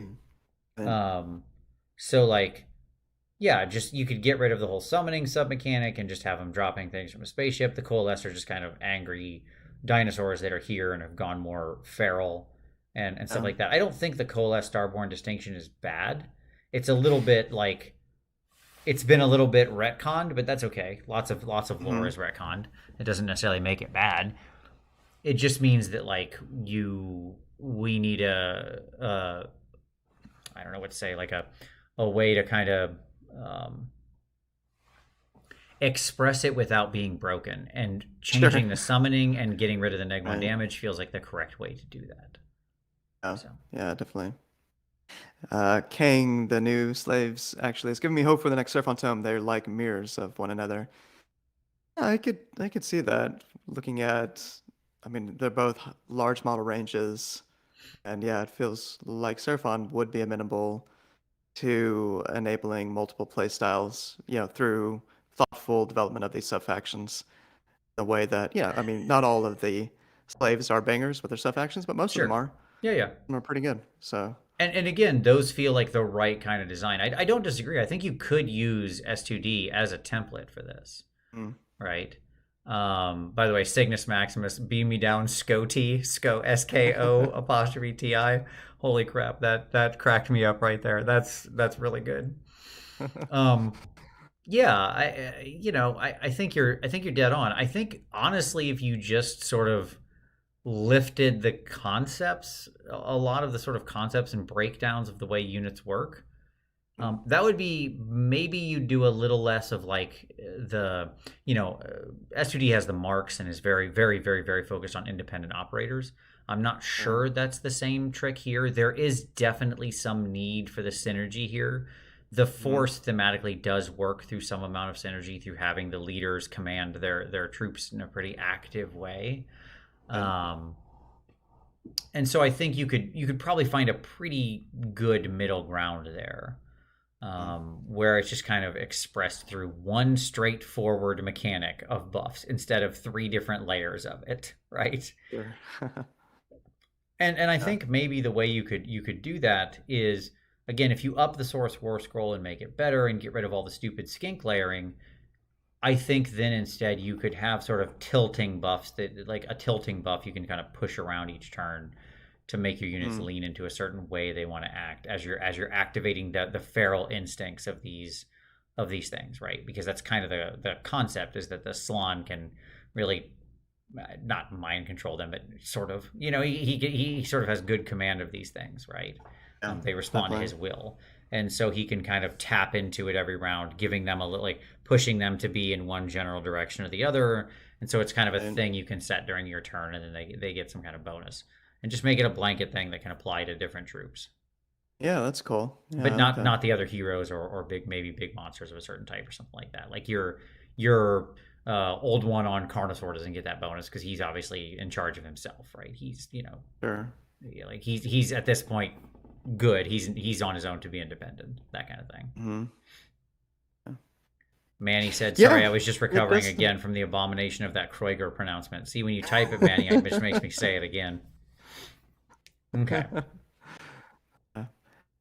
Yeah, it doesn't feel that far off. I mean, there's some good bones there with the Seraphon Battle Tome, and I do hope that they get the line refresh so many of us are looking for, but we'll see.